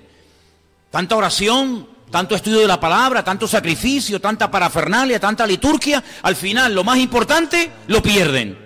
Entonces, ¿de qué servían tantos sacrificios y tantos rituales? Y no se puede hacer esto, y no se puede hacer lo otro. Y en el día del reposo no se puede hacer tal, y no se puede hacer cual. Sí, como dijo el Señor, sois capaces de colar cosas tan pequeñas como las semillas, y luego os tragáis el camello entero. Si tremendamente sibaritas o escrupulosos para lo pequeño, pero luego para lo fundamental, la justicia, el amor, la misericordia, etcétera, etcétera, se os van las oportunidades de vuestra vida. Y yo quiero decirte en esta tarde a ti, hermano y hermana que me escuchas, que oye, que tienes que decirle, Señor, ¿qué quieres hacer a través de mi vida? Porque a lo mejor el Señor te está dando una oportunidad de hacer algo nuevo, de integrarte, de involucrarte, un sentir. El Señor te lo está poniendo en tu corazón y estás esperando no sé a qué. Bueno, el Señor no entró 2 veces triunfalmente en Jerusalén. Bueno, vamos a hacer otro día, otra entrada. Prepárenme otro día, otro burrito. Porque hoy estaban, no sé, estaban con la fiesta de la Pascua, estaban liados, estaban preparando toda la cena. Entonces a lo mejor no se dieron cuenta. Vamos a darle una segunda oportunidad. No, no hay una segunda oportunidad. Hubo una sola. Es como cuando está el ladrón en la cruz. Oye, que tú no vas a estar una semana aquí colgado delante del Señor, es que hoy te vas a morir. Hoy te vas a morir y probablemente dentro de unas horas. De hecho, murieron antes que el Señor. Perdón, el Señor murió antes que ellos, pero la cuestión está en que uno de ellos dijo, oye, estamos en la misma condenación y ¿cómo no te percatas? ¿Cómo no te das cuenta de que tienes una oportunidad de oro? Ahí lo tienes solo para ti. Había momentos en los que aunque quisieras ver al Señor no se podía porque estaba rodeado de gente. Había momentos en los que a lo mejor no se le oía bien porque estaba muy lejos. Había momentos en los que no estaba en tu ciudad, estaba en la otra punta del país, pero ahora lo tienes para ti solo. Ahí lo tienes, delante tuyo. No se va a ir a otra parte porque él también está crucificado. Y uno de ellos se burlaba y desperdició la oportunidad de oro de su vida. El otro, gloria a Dios, la aprovechó. Y vemos en la Biblia personas que cuando se enteraban que el Señor estaba pasando por su ciudad o cerca de ellos, oye, aunque los mataran a palos, no se callaban. Mira aquellos ciegos que cuando se enteraron de que el Señor estaba pasando por el camino de Jericó, gritaban y gritaban y gritaban, Jesús, hijo de David, ten misericordia de mí. ¿Se acuerdan? Y la multitud le decía, no griten, bajen el volumen, pórtense bien, no hagan ese escándalo. Y ellos gritaban, ¿por qué? Porque yo no sé si mañana va a pasar otra vez el Señor por aquí. Yo no sé si tendré otra oportunidad mañana. Hoy es la oportunidad y voy a gritar y voy a hacer todo lo posible para detener al Señor. Y el Señor se paró. Y ellos entendieron que era su día, su oportunidad. Ya no habría más. Y recibieron la vista. Y así fue con la mujer con flujo de sangre. 12 años padeciendo aquella terrible enfermedad, con debilidad, sabiendo que no podía tocar a nadie, sabiendo que no podía ir al templo. Una pobre desgraciada. Pero ella dice, yo voy a ir hasta donde está el Señor, sí, pero es que está rodeado de gente, me da igual, y me pisan, me empujan, me no sé qué, no, pero dice que no paró hasta tocar al Señor, y el Señor dijo, ¿quién me ha tocado? Sí, yo veo que hay gente como que dejaban pasar la oportunidad, y otros decían, no, hoy es mi día, y de aquí no me muevo, como dijo Jacob, yo no te suelto hasta que tú me bendigas. Amén, hermanos.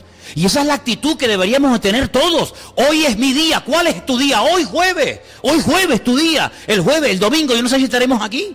Hoy es el día de consagrarme al Señor. Hoy es el día de arrepentirme si es que me tengo que arrepentir de algo. Hoy es el día de entregarme. Hoy es el día de dejar ya la tontería y consagrarme al Señor. Hoy es tu día. ¿Cuántos dicen amén? No les oigo. ¿Cuántos dicen amén? Tienes que aprovechar tu oportunidad porque mañana yo no sé. No, yo vengo el domingo. ¿Y quién te dice a ti que el domingo estaremos otra vez aquí? ¿Quién te dice a ti que esta noche no vas a morir? No tenemos ninguna garantía de que mañana estaremos aquí o el domingo. No lo tengo. Por lo tanto, hoy puede ser el último culto de nuestra vida. Hoy puede ser mi último mensaje. Hoy puede ser el último mensaje que escuches. Por eso lo que tengas que hacer, como dijo el Señor aquel, aunque sea para mal, pero hazlo pronto. No te jactes del día de mañana, dice Proverbios 27:1. No te jactes, no presumas del día de mañana, porque nadie es dueño del tiempo, solamente nuestro Dios.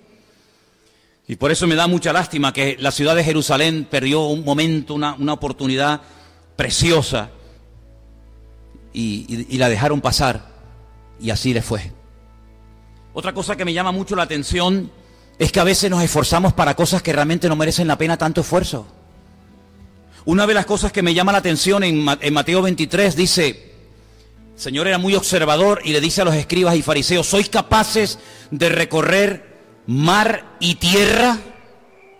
¿Hacer cientos de kilómetros para ganar a un alma, para hacer un prosélito, para convertirlo a vuestra causa? Y una vez que lo habéis convertido, se convierten 2 veces más hijos del infierno que antes.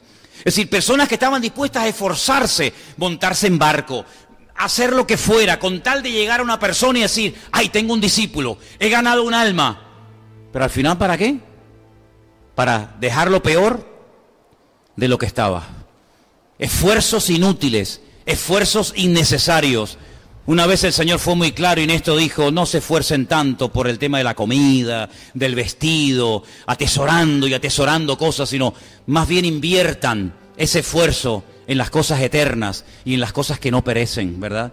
Hay un esfuerzo que no merece la pena ni gastar ni una gota de sudor por él, ¿verdad? Como dijo uno de los autores de la Biblia, del Nuevo Testamento, dice, arrepiéntanse, porque también de eso tenemos que arrepentirnos. No solamente de los pecados que hemos cometido, sino de obras muertas. En el libro de Hebreos dice, arrepiéntanse de obras muertas. ¿Y eso qué es? Porque eso entra dentro de la lista de los rudimentos, ¿verdad? La fe en Dios, la doctrina de bautismo, el arrepentimiento de obras muertas. Eso era lo básico, eso era lo elemental, lo que se le enseñaba a un recién convertido. Porque ahí dice que después yo le voy a enseñar cosas más profundas, pero esto es los rudimentos, esto es el ABC. El arrepentimiento de obras muertas es arrepentirte de aquello que has hecho que no sirvió para nada.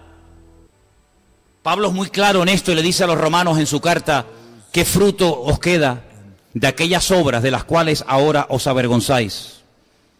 Todo aquel dinero que gastaste, toda aquella energía que invertiste, total, ¿para qué? ¿Para qué? ¿Qué te ha quedado? ¿Cuál es el fruto? ¿Cuál es el resultado? Toda una santa noche sin dormir estuvieron algunos discípulos intentando pescar. ¿Para qué? Para nada. Tiempo perdido, esfuerzo perdido, una noche en vela para nada. El Señor les dice, ¿habéis pescado algo? Ahí no puedes fingir, ahí no puedes aparentar, bueno, sí, tenemos la barca llena, no, ¿dónde están? A ver. No, mira, Señor, nada, no hemos pescado nada. Entonces, ¿de qué ha valido ese esfuerzo? ¿De qué ha valido ese trabajo? ¿De qué ha servido? De nada. ¿De qué sirvió el esfuerzo brutal? Las cantidades impresionantes de material y de dinero que se gastaron en la construcción de la Torre de Babel. No sé cuánto tiempo estuvieron construyendo, nadie lo puede saber con exactitud. Probablemente meses, tal vez años. Al final, ¿para qué? Para nada, para nada. ¿Cuántas veces en la vida perdemos el tiempo innecesariamente? Y el tiempo es algo que no retorna, el tiempo es algo que se va y nunca vuelve. Sí, vendrá otro día, otra hora, otro segundo, otra semana, si Dios quiere. Pero el tiempo que se ha ido nunca lo vamos a volver a recuperar. Por eso la Biblia nos habla acerca de que tenemos que esforzarnos para lo que realmente merece la pena. Como dijo Pablo, he acabado la carrera, he guardado la fe, he peleado la buena batalla. En otras palabras, no me he metido en follones, en líos, en batallas que al final no sirvieron para nada. Corrí en una cosa que no sirvió para nada, sino he peleado la buena batalla, he acabado la carrera. Y pregúntate si lo que estás haciendo ahora, no lo que te gustaría hacer en el futuro, lo que estás haciendo ahora, si está sirviendo para algo. ¿A dónde apuntan tus esfuerzos? ¿Cuál es tu meta? Vivir la vida. Vivir la vida. Pues entonces, ¿para qué te convertiste? El que se convierte no tiene esa meta. El que se convierte tiene una meta mucho más elevada, porque no es su propia meta, es la voluntad de Dios la que quiere llevar a cabo en su vida. Por eso es muy celoso A la hora de decir, no, mira, yo eso no me llames, no me invites a eso, porque yo no ni participo de eso, porque voy a perder mi tiempo y no voy a sacar nada. Ser selectivos a la hora de esforzarnos. Le decía, como ustedes bien saben, el Señor a Josué, esfuérzate, pero esfuérzate no en bobería, esfuérzate y pelea para conquistar la tierra prometida. Ese es tu objetivo en la vida. Si ya no hay otra meta en la vida más que conquistar esta tierra. Ay, pero es que yo no quiero estar todo el día peleando, pero es que yo te he llamado para que pelees. Yo te he llamado para esto. Y fíjense en la Biblia, cuando hay hombres de Dios que Dios los llamó para la batalla, el día que no fueron a la batalla, miren lo que les pasó. ¿Te das cuenta? Esfuérzate para las cosas del Señor, tu tiempo, tu energía, tu juventud. ¿Qué te crees, que vas a ser joven toda la vida? Cuando dice la palabra de Dios que si no administramos bien la juventud se nos puede convertir en algo en contra. Dice la Biblia, la adolescencia y la juventud son vanidad. Eso dice la Biblia, la juventud y la adolescencia son vanidades. Y las peores estupideces y las peores pérdidas de tiempo y las vanidades más grandes y los sueños más ridículos, cuando uno los hace y los quiere cumplir, es precisamente en la adolescencia y en la juventud. Por eso dice la palabra de Dios que tenemos que esforzarnos por el reino. Y yo he visto, por ejemplo, estos hermanos, en este fin de semana, yo he visto que se han esforzado por las cosas de Dios, ¿sabes? Se han esforzado. Y el Señor los ha bendecido. Y cada vez que tú te esfuerces por las cosas del Señor, Dios te va a bendecir y Dios te va a honrar y Dios te va a prosperar de alguna manera. Y si no lo hace, me da igual. Me esforcé porque era mi deber haberlo hecho para el Señor. Amén. Luego también en el capítulo 23... Parece que cambia un poco de tema, pero yo quería tocar esto porque me llamó mucho la atención lo que el Señor dice en el versículo 35. Mateo 23, 35. Presta atención porque ahí se mencionan a varios personajes del Antiguo Testamento que parece que no guardan relación entre sí. Y yo estuve estudiando, digo, ¿por qué mencionó a estos personajes el Señor? Dice el versículo, para que venga sobre vosotros, esta es la conclusión del mensaje de la visita a la casa del fariseo, para que venga sobre vosotros toda la sangre justa que se ha derramado sobre la tierra, desde la sangre de Abel el justo hasta la sangre de Zacarías, hijo de Berequías. Ahí hay un fallo porque realmente no era hijo de Berequías, eso fue un fallo del copista, ahora lo vamos a ver, a quien matasteis entre el templo y el altar. Y yo me preguntaba, Señor, ¿por qué en la casa de los fariseos estos que te invitaron a comer, tienes que decir esto? Porque esto es muy fuerte, ¿eh? Porque si tú haces una cosa mal, allá tú.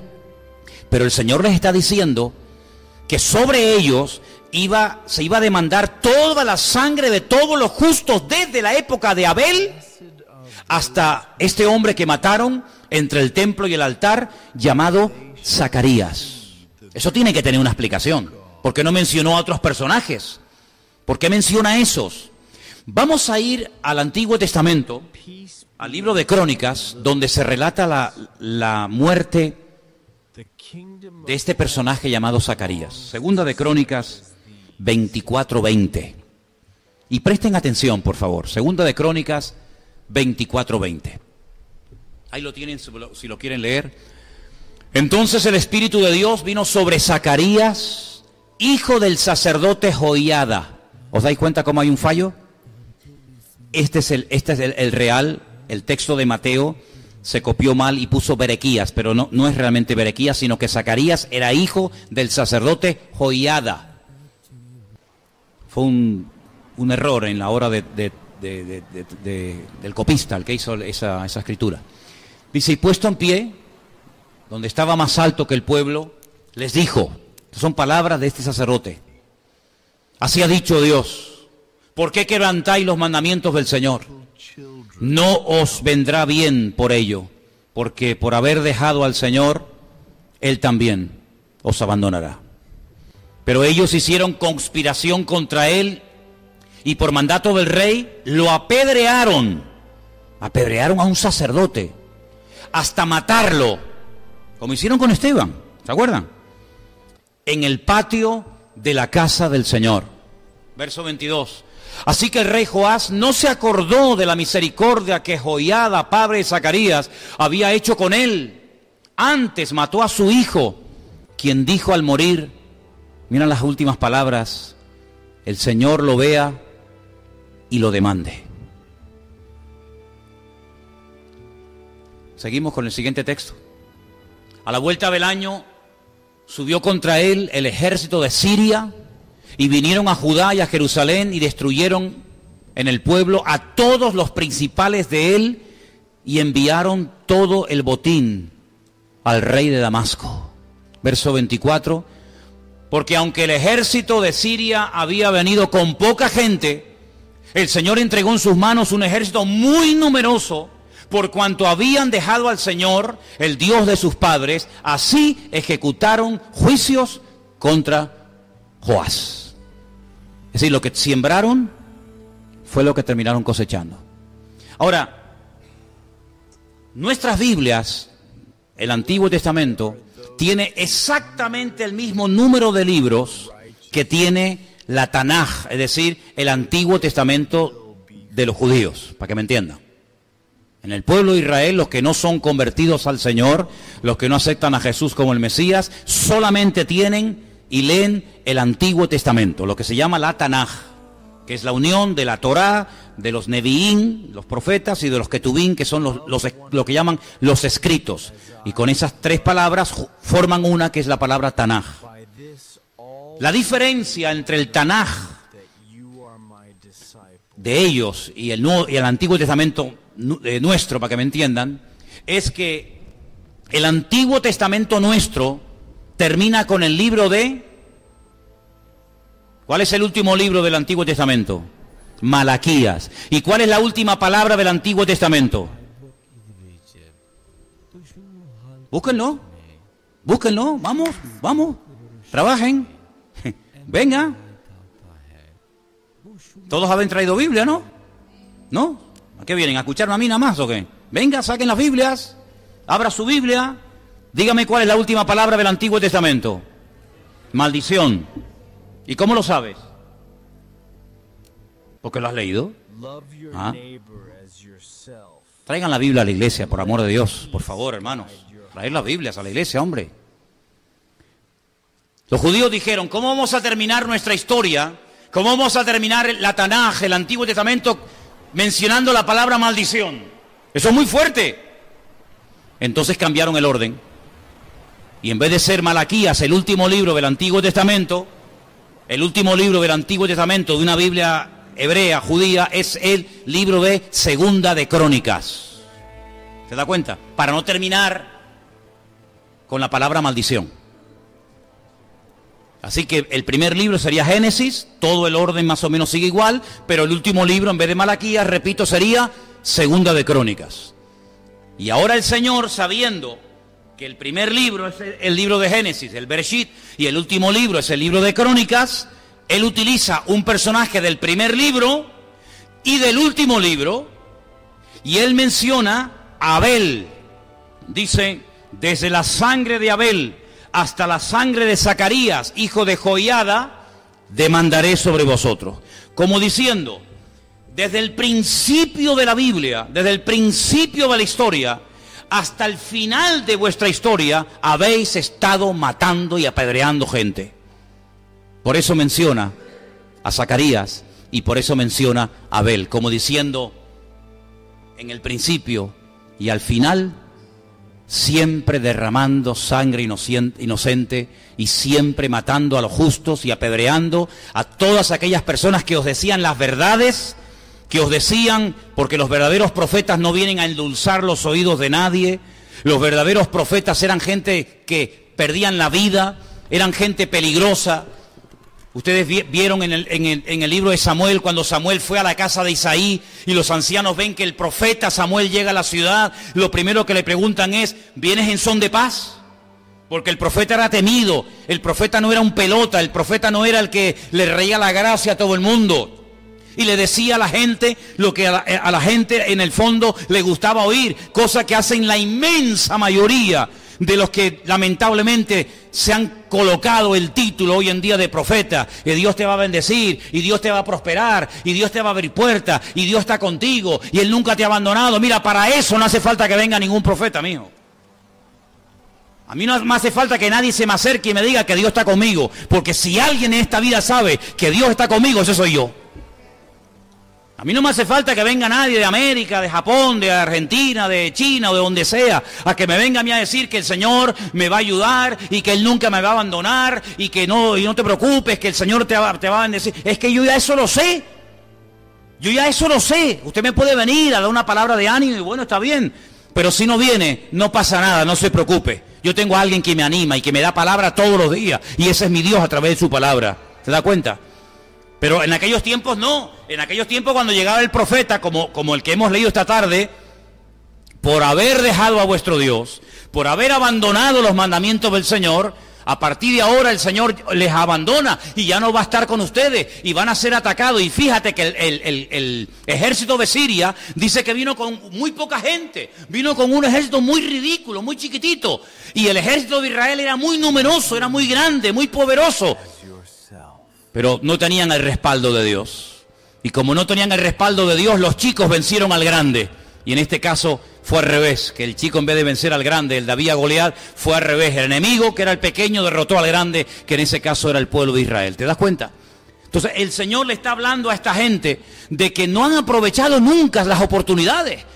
Nunca han aprovechado las oportunidades. O mataban a los profetas, o los rechazaban, o no querían saber nada de ellos. Y al último y principal que rechazaron, ¿a quién fue? Al dueño de la viña. Al dueño de la viña. Y el dueño de la viña era nada más y nada menos que el mismísimo Mesías. Al que estuvieron esperando teóricamente durante siglos, pero que cuando vino no les gustó. Esperaban otro tipo de Mesías. Esperaban a un Mesías guerrero. Esperaban a un Mesías que humillara al imperio romano. Esperaban a un Mesías que restaurara la monarquía. Y ellos tenían un concepto, como lo siguen teniendo hoy en día, totalmente equivocado de lo que es y a lo que viene el Mesías. Y por eso cuando venga el anticristo van a creer muchos de ellos que es el Mesías. Y cuando venga el Mesías van a creer que es el anticristo. Porque no hay nada peor que ser ciego espiritualmente. No hay nada peor que no tener discernimiento espiritual. Y el discernimiento espiritual, dice Hebreo, que viene por el uso. Ya sé que hay un don que dice discernimiento de espíritu, pero la Biblia dice que por la práctica, por estar metido en las cosas de Dios, el discernimiento se desarrolla y puedes llegar a discernir entre el bien y entre el mal. Y no tienes que estar todo el santo día preguntando y preguntando y preguntando, sino que el Espíritu de Dios que mora en ti da testimonio a tu espíritu de que eso no le agrada al Señor, o de que eso sí le agrada al Señor, de que a ese lugar no se debe de ir, o a ese lugar sí se debe de ir. Tú fíjate, por ejemplo, en la vida del apóstol Pablo, Saulo. Dice la Biblia que el Espíritu le decía, no, ahí no entre. O sí, allí entra. Y él era guiado por el Espíritu de Dios. Y aunque a veces se le abrían puertas, él decía, Dios no me está dando paz para que me meta por este camino, sino que iba a un lugar y allí lo estaban apedreando, lo metían en la cárcel, pero era el lugar donde el Señor quería que estuviera en aquel momento.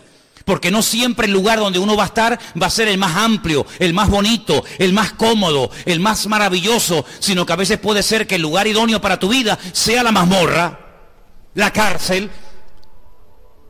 Estaba Felipe en la ciudad de Samaria poniendo las patas arriba, ¿se acuerdan? Fueron perseguidos en Jerusalén y todos salieron corriendo. Él era un diácono, se fue a la ciudad de al lado, se fue a Samaria. Y dice que allá había una multitud de gente que se convertía y endemoniados y enfermos se sanaba, hasta que el Espíritu de Dios le habló a Felipe y le dijo, vete al desierto. Alguien podría decir, pero eso no es de Dios. Yo estoy en medio de una multitud, yo estoy administrando a un montón de gente. Y ahora va a sacar el Señor a Felipe y lo va a mandar al desierto. ¿Para qué? ¿Para qué? Me hacía mucha gracia el testimonio de Juan Ramón cuando decía que él había tenido muchos problemas con su padre cuando era joven y el Señor le ponía a él en su corazón atender a su padre y él le decía al Señor, Señor, yo tengo otro hermano, ¿por qué no mandas a mi hermano a que atienda a mi padre con lo mal que se portó conmigo? Y el Señor decía, no, eres tú el que tienes que ir, ¿verdad? Felipe podía haber dicho, pero bueno, yo estoy en media hora de aquí de un montón de gente atendiendo una campaña evangelística con milagros, con sanidades, con liberaciones, multitudes. Ahora yo dejar todo esto en manos de ¿quién? ¿Y quién se va a encargar de todo esto para irme al desierto? ¿A qué? Porque dicho sea de paso, el Señor no le dijo a qué. Porque a veces tenemos la costumbre de que tenemos que tenerlo todo claro. Y todo lo tenemos que tener súper amarrado para poder dar un paso de fe. Y el Señor le dijo, vete al desierto. Y él dijo, ¿al desierto me voy? Y empezó a caminar por el desierto. Y en pleno desierto ve a lo lejos, porque hay que tener los ojos bien abiertos, porque a veces la respuesta está delante de tus narices y no te das cuenta que está. Y ve venir un carro con un hombre de color encima, un hombre bien vestido. Era el funcionario de una reina etíope llamada Candace, y oyó que venía leyendo un pergamino, un trozo del pergamino del profeta Isaías, que le habrá costado una barbaridad comprarlo en Jerusalén. Y él volvía de Jerusalén sentado en su carro leyendo al profeta Isaías, pero dice que leía y no entendía. Leía y no entendía. Y venía leyendo nada más y nada menos que el capítulo 53 del libro de Isaías.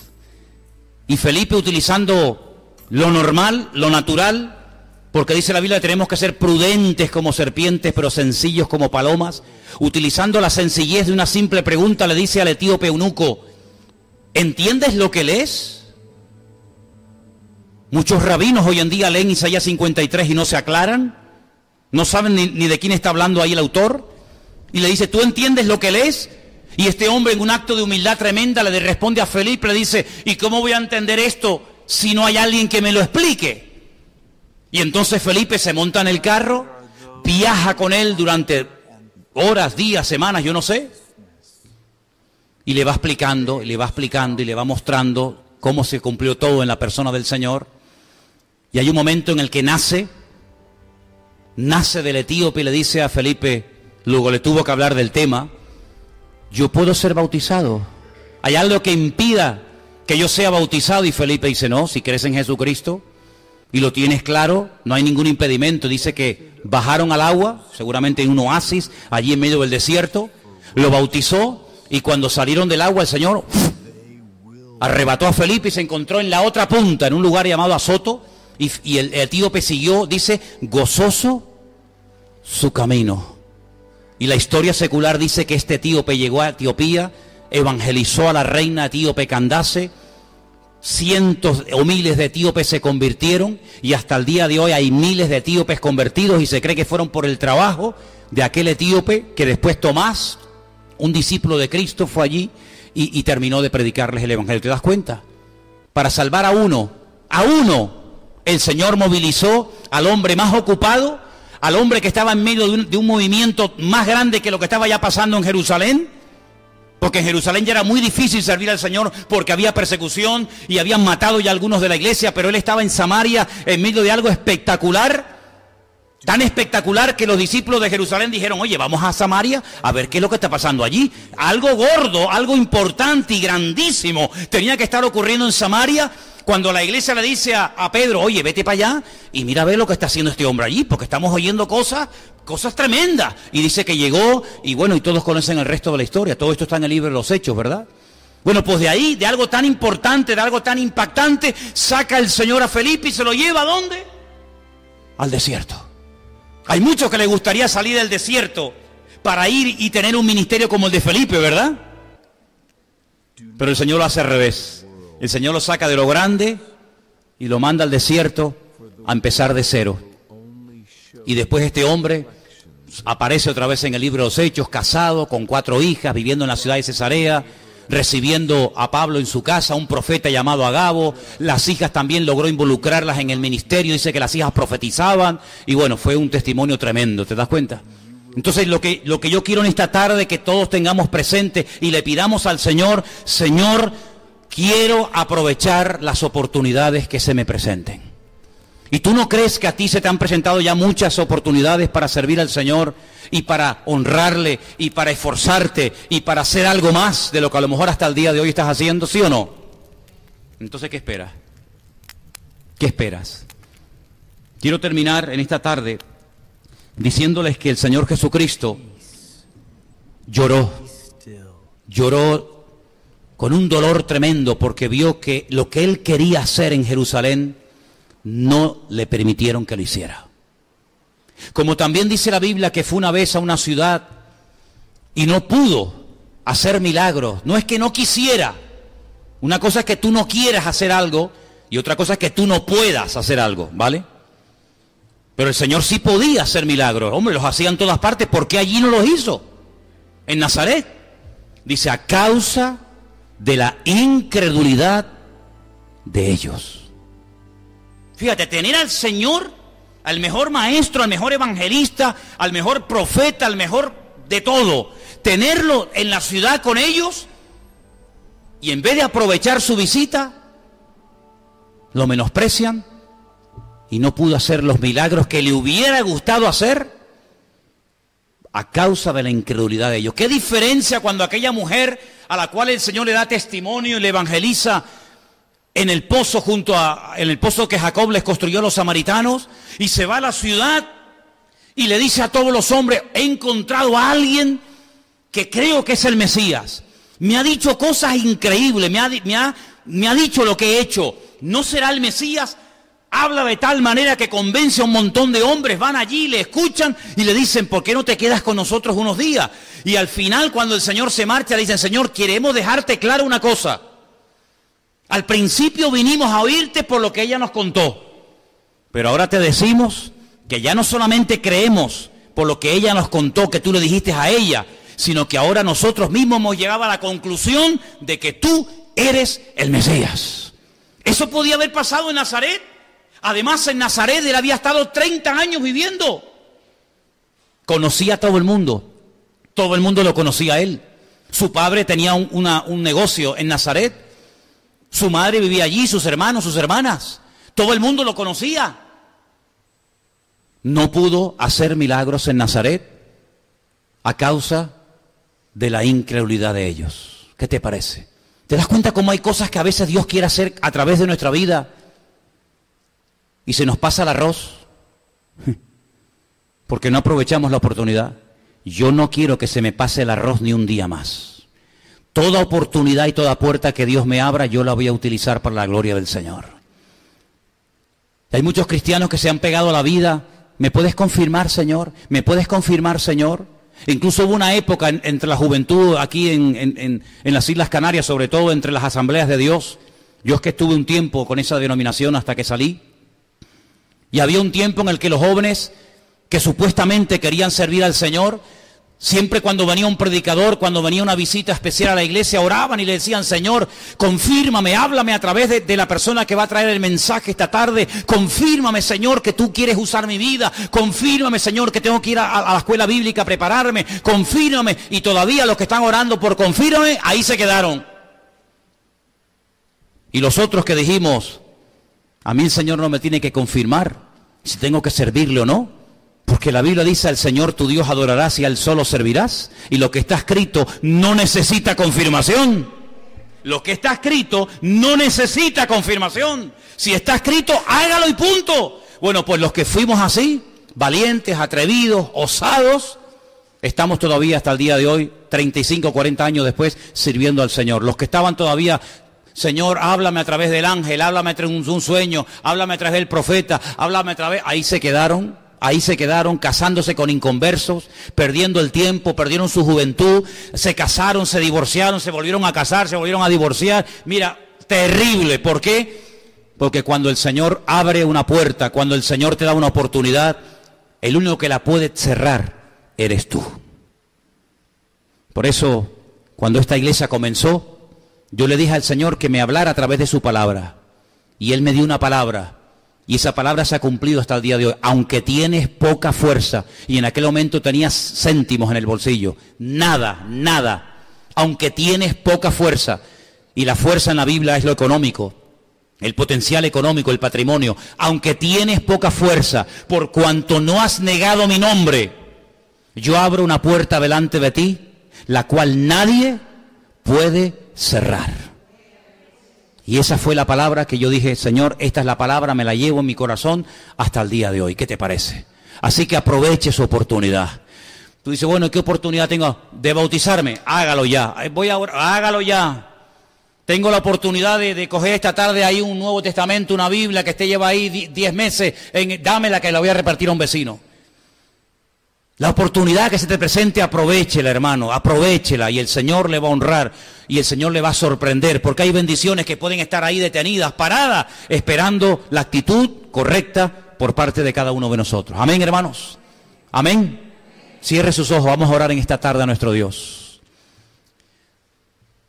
Quiero que hagamos también una oración por la cantidad de hermanos que de montones de lugares nos llaman y nos escriben, casi a diario, diciéndonos que esta palabra que se enseña cada semana, a través de mi boca, a través de Anderson, a través de Marcos, o del que le toque en ese momento compartir la palabra, les está alimentando. Yo quiero que oremos por esos hermanos y hermanas que valoran tanto el poder escuchar la palabra, porque no tienen pastor, no tienen iglesia, no tienen líder de jóvenes, no tienen escuela dominical, no tienen nada.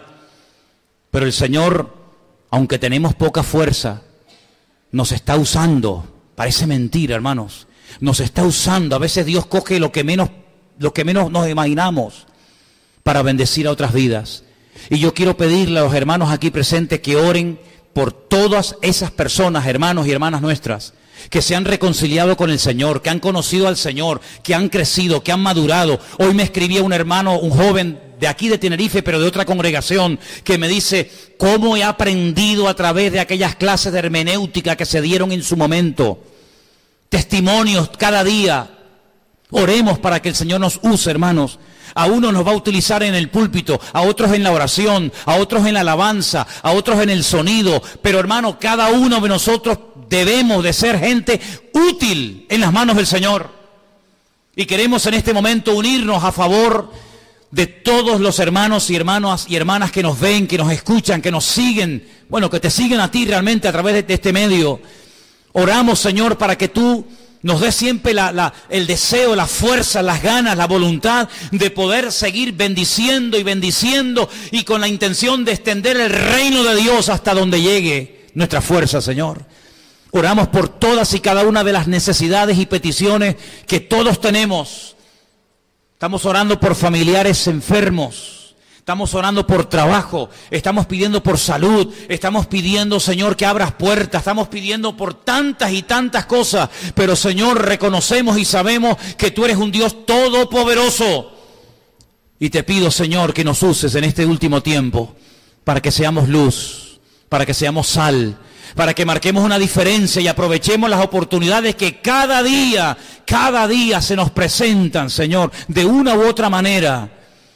Tantos etíopes por ahí tratando de encontrar la verdad hasta que llegue alguien, un Felipe, y les hable de tu amor y de tu gracia. Señor, ponnos gente hambrienta en el camino, que nos llamen, que nos escriban. Señor, y si tú nos lo pones, allí iremos a llevar tu palabra, Señor. No pondremos impedimento de ninguna índole, sino más bien todo lo contrario. Pone en nosotros deseos y ganas de amarte, de servirte. Pone un espíritu de esfuerzo en la iglesia, Señor. Levanta jóvenes en esta iglesia, jóvenes, familias que estén dispuestas a esforzarse en su tiempo, con sus dones y talentos, con sus recursos económicos, y que los pongan al servicio de la obra de Dios. Oramos, Padre, para que seamos una iglesia de bendición y para que la bendición traspase estas paredes y podamos llegar a muchas vidas que tanto te necesitan y tanto oran, Padre. Gracias por este culto que hemos podido celebrar. Señor, sigue bendiciendo nuestras vidas. Y bendice a nuestros hermanos que verán más tarde estas reuniones, esta enseñanza. Y a los que vieron esta tarde el culto, los bendecimos desde aquí. Mandamos un saludo a nuestros hermanos en la península, en todas partes del mundo donde nos ven, porque tienen hambre de Dios. Y eso es algo que nos agrada, Señor, y es algo que tú pones.